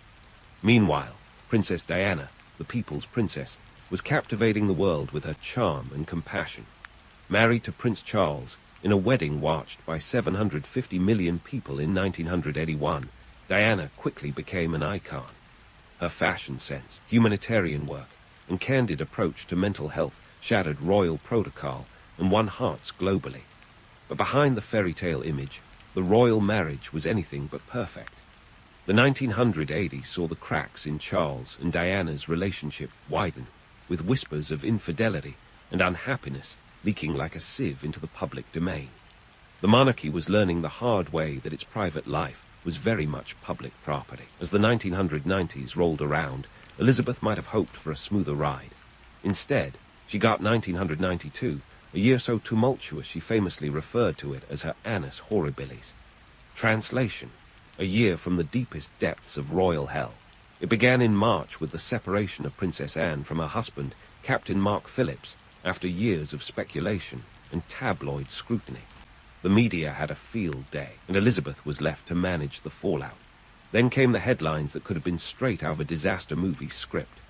On November 20, 1992, Windsor Castle, the quintessential symbol of British royalty, was engulfed in flames. A faulty spotlight set fire to a curtain, and before you could say fire extinguisher, the blaze had caused roughly £36, $5 million, about $70 million today, worth of damage. Sight of the iconic structure ablaze was a gut punch to the monarchy's image, a vivid reminder that even the sturdiest of symbols could be reduced to ashes. Elizabeth, ever the stalwart, donned her hard hat and toured the ruins, embodying the stiff upper lip that had become her trademark. But that wasn't the only storm she had to weather. The same year, Prince Charles and Princess Diana announced their separation, a move that, while not unexpected, sent shockwaves through the nation. The fairy tale wedding that had once captivated the world was now a high-profile split, complete with televised interviews and tell-all books. Diana's candid conversation with Martin Bashir on BBC's Panorama in 1995, where she famously remarked, There were 3 of us in this marriage, so it was a bit crowded, was broadcast to a staggering 23 million viewers. The monarchy's carefully curated image was unraveling faster than a ball gown in a windstorm. Meanwhile, Prince Andrew and Sarah Ferguson's marriage officially ended in divorce, adding yet another layer of complexity to Elizabeth's annus horribilis. The tabloids revelled in the chaos, and public opinion was a mixed bag of sympathy, schadenfreude, and sheer disbelief at the royal family's very public airing of dirty laundry. Yet, through the turmoil, Elizabeth remained a constant. Her penchant for pastel outfits and perfectly matched hats became a symbol of her unwavering commitment to duty. As the monarchy faced scrutiny and skepticism, she was the steady hand on the helm, steering through storms with a dignified resilience that was both expected and extraordinary. The 1980s and 1990 were a masterclass in public relations, with Elizabeth balancing the demands of tradition and the expectations of a modern world. It was a time when the monarchy was forced to confront its place in a rapidly changing society, to adapt or risk fading into irrelevance. Elizabeth's role was less about wielding power and more about embodying the continuity of the crown, a symbol of stability even as the ground shifted beneath her feet. And so, as the 1990s drew to a close, the monarchy stood at a crossroads. Elizabeth had navigated scandal, fire, and familial upheaval with a grace that belied the chaos around her. The lessons of the past decades were clear. The monarchy had to evolve, and Elizabeth was at the helm of that transformation. The world watched, ever fascinated by the drama of royalty, as the stage was set for the next chapter in the life of a queen who had become an enduring symbol of resilience and adaptability. As the curtains closed on the 1990, and the monarchy dusted off the debris of its tumultuous past, Elizabeth prepared to steer her royal ship into the uncharted waters of the 21st century. It was a time when the world was plugged into the digital age, and even the most time-honored institutions had to adapt or risk being left in the dust of dial-up modems. And adapt Elizabeth did, proving that even a queen could learn a thing or two from the tech-savvy whippersnappers of the day. Long before most of us had even heard of email, Elizabeth was busy blazing digital trails. In 1976, she became the first British monarch to send an email, marking a moment in history that was both groundbreaking and, let's be honest, a bit unexpected. This wasn't just your average "hello, how are you" email. This was a message from the Queen of England, sent over ARPANET, the precursor to the internet. It was like watching your grandma discover TikTok, only with a bit more fanfare and a lot less dancing. Fast forward to the early 2000s, and Elizabeth was still keeping pace with the digital revolution. The monarchy launched its official website in 1997, opening a virtual window into the world of royal duties, engagements, and yes, even those famous Christmas broadcasts. By 2009, the royal family had dipped its toes into the social media pool, launching a YouTube channel that gave the public a front row seat to royal life. Forget paparazzi. Now, you could watch Elizabeth deliver speeches and attend events from the comfort of your own home, all with the click of a button. But Elizabeth wasn't just a passive observer of this digital transformation. She was an active participant, embracing technology in a way that kept her connected to younger generations who were more likely to follow a hashtag than a horse-drawn carriage. In 2014, she sent her first tweet during a visit to the Science Museum in London, signing off with Elizabeth R. It was a royal mic drop in 140 characters or less, and the world was here for it. The monarchy's foray into social media wasn't just a PR move. It was a strategic pivot in an age where public perception was as crucial as policy. By engaging directly with the public, the royal family could control its narrative, bypassing traditional media gatekeepers who might be more interested in scandal than substance. It was a clever maneuver in a digital landscape where news spread faster than you could say, "God save the Queen." And let's not forget the savvy use of Instagram, where the monarchy shared carefully curated snapshots of royal life, from state banquets to behind-the-scenes glimpses of palace life. It was a masterclass in brand management, with Elizabeth at the helm, ensuring that the monarchy remained relevant in a world that was changing at the speed of a high-speed internet connection. Yet, for all the technological innovation, Elizabeth's role as a modern monarch wasn't just about embracing new tools. It was about redefining what it meant to be a symbol of continuity in a world where change was the only constant. She had to balance tradition with modernity, maintaining the gravitas of her position while engaging with a public that was increasingly skeptical of the monarchy's relevance. Economically, the early 21st century was no picnic either. The global financial crisis of 2008 hit Britain hard, and the monarchy wasn't immune to its effects. Public scrutiny over royal expenses intensified, with the cost of maintaining the monarchy under the microscope. In 2012, the Sovereign Grant Act was introduced, linking royal funding to the profits of the Crown estate, making the monarchy's finances more transparent and accountable. It was a pragmatic move, ensuring that the royal purse strings were as taut as a royal guard's posture. The monarchy's transformation in the early 21st century wasn't just about adapting to new technology. It was about navigating a complex web of societal expectations, economic realities, and the relentless march of progress. Elizabeth's reign was a testament to the power of resilience and adaptability, qualities that allowed her to weather the storms of change with a steady hand and a keen eye on the horizon. As the decade unfolded, Elizabeth continued to captivate the public with her unique blend of tradition and innovation. Her Christmas broadcasts became a staple of holiday tradition, offering reflections on the year's events with a touch of warmth and wit that resonated with audiences worldwide. These broadcasts weren't just speeches. They were moments of connection, reminding a diverse and often divided world of shared values and common humanity. And while Elizabeth's public image was being carefully curated, her personal life remained a source of fascination. Her marriage to Prince Philip, a partnership that spanned over 7 decades, was both a symbol of enduring love and a testament to the challenges of public life. Philip's passing in 2021 marked the end of an era, a poignant reminder of the personal sacrifices that come with public duty. Yet, Elizabeth faced this loss with the same grace and dignity that had defined her reign, a quiet strength that resonated with a mourning nation. The early 21st century was a period of transformation for the monarchy, a time when Elizabeth deftly navigated the complexities of a rapidly changing world. Her embrace of technology, coupled with her unyielding commitment to duty, ensured that the monarchy remained a relevant and respected institution. As the digital age unfolded, Elizabeth proved that even the most ancient of traditions could find their place in the modern world, a symbol of continuity in an era of unprecedented change. And so, as the 21st century marched on, the monarchy stood as a testament to the power of adaptation, a beacon of stability in a world that seemed to spin faster with each passing day. Elizabeth's legacy was one of evolution, a reminder that history is not just something to be preserved, but something to be lived and shaped with each new generation. The stage was set for the next chapter in the life of a queen who had become an enduring symbol of resilience and adaptability, her story far from over, the pages still turning. And as the 21st century unfolded, Queen Elizabeth Roman II remained a living testament to the art of balancing the old with the new. Her reign, which stretched over 70 years, was nothing short of a marathon through the annals of modern history. She was like the ultimate historical marathon runner, pacing herself through the twists and turns of an ever-evolving world while keeping her eye firmly on the finish line, a legacy of relevance and respect.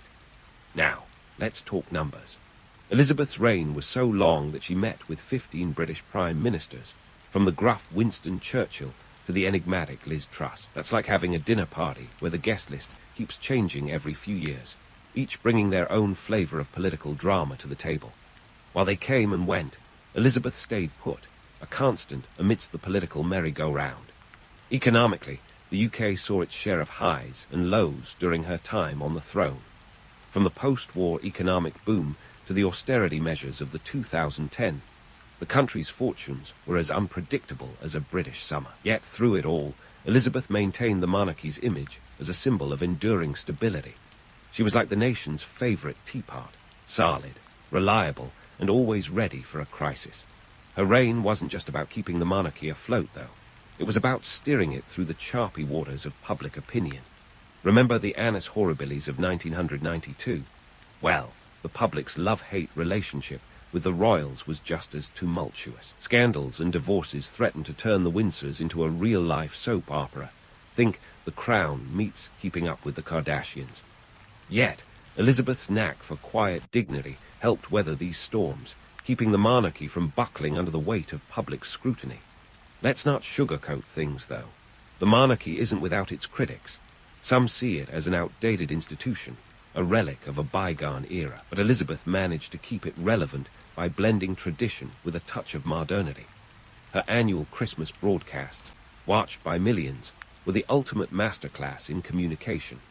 They combined reflections on global events with personal anecdotes, creating a sense of connection that transcended borders and generations. It was like sitting down for a chat with your wise grandma, only this time she had a crown and a global audience. But let's dig deeper into the economics of the monarchy, a subject that can be as controversial as pineapple on pizza. The Crown Estate, a portfolio of land and assets, generated millions in revenue annually, a portion of which funded the sovereign grant, essentially the monarchy's piggy bank. In 2020, the grant was a cool £82, $4 million, funding everything from palace maintenance to official royal duties. Critics might argue that the monarchy is an expensive tradition, but it's also a significant tourist draw, attracting millions of visitors each year to royal sites like Buckingham Palace. It's a bit like having a costly but highly effective marketing campaign for brand Britain. And what about the Commonwealth? Under Elizabeth's reign, it grew from just 7 members in 1952 to 54 by the time of her passing in 2022. It was an institution she championed, promoting unity and cooperation among its diverse members. Some might see the Commonwealth as a vestige of colonialism, but Elizabeth viewed it as a family, a sometimes dysfunctional one, sure, but a family nonetheless. Her trips to Commonwealth countries were more than just state visits. They were acts of diplomacy, filled with symbolic gestures that often spoke louder than words. Yet, beyond the numbers and the headlines, perhaps Elizabeth's most profound legacy is the example she set for future royals. Her life was a lesson in the art of balance, knowing when to uphold tradition and when to embrace change. It was a blueprint for navigating the intricate dance of public duty and private life, a lesson that future generations will either follow or ignore at their peril. As Elizabeth's reign drew to a close, the world found itself grappling with the reality of her absence. Her passing in 2022 marked the end of an era, an emotional farewell to a figure who had been a fixture in the global consciousness for so long. Yet, even in her absence, her influence endures, a testament to a life lived in service to both tradition and innovation. And so, as we reflect on Elizabeth's legacy, it's clear that her reign was not just a chapter in history books, but a series of profound lessons in leadership and resilience. She showed that even the most venerable institutions could adapt to the mercurial whims of time, proving that true legacy isn't about unyielding permanence, but about evolving gracefully amidst the inevitable currents of change. As future royals take the stage, they would do well to study the remarkable life of a queen who wore history's weight with poise and humor, all while navigating a world that never stopped spinning. Elizabeth's reign may have ended, but the blueprint she left behind is a roadmap for a monarchy that remains as captivating and enigmatic as ever. And somewhere, one imagines, her corgis continue their eternal romp, blissfully unaware of the monumental legacy their beloved owner bestowed upon the world.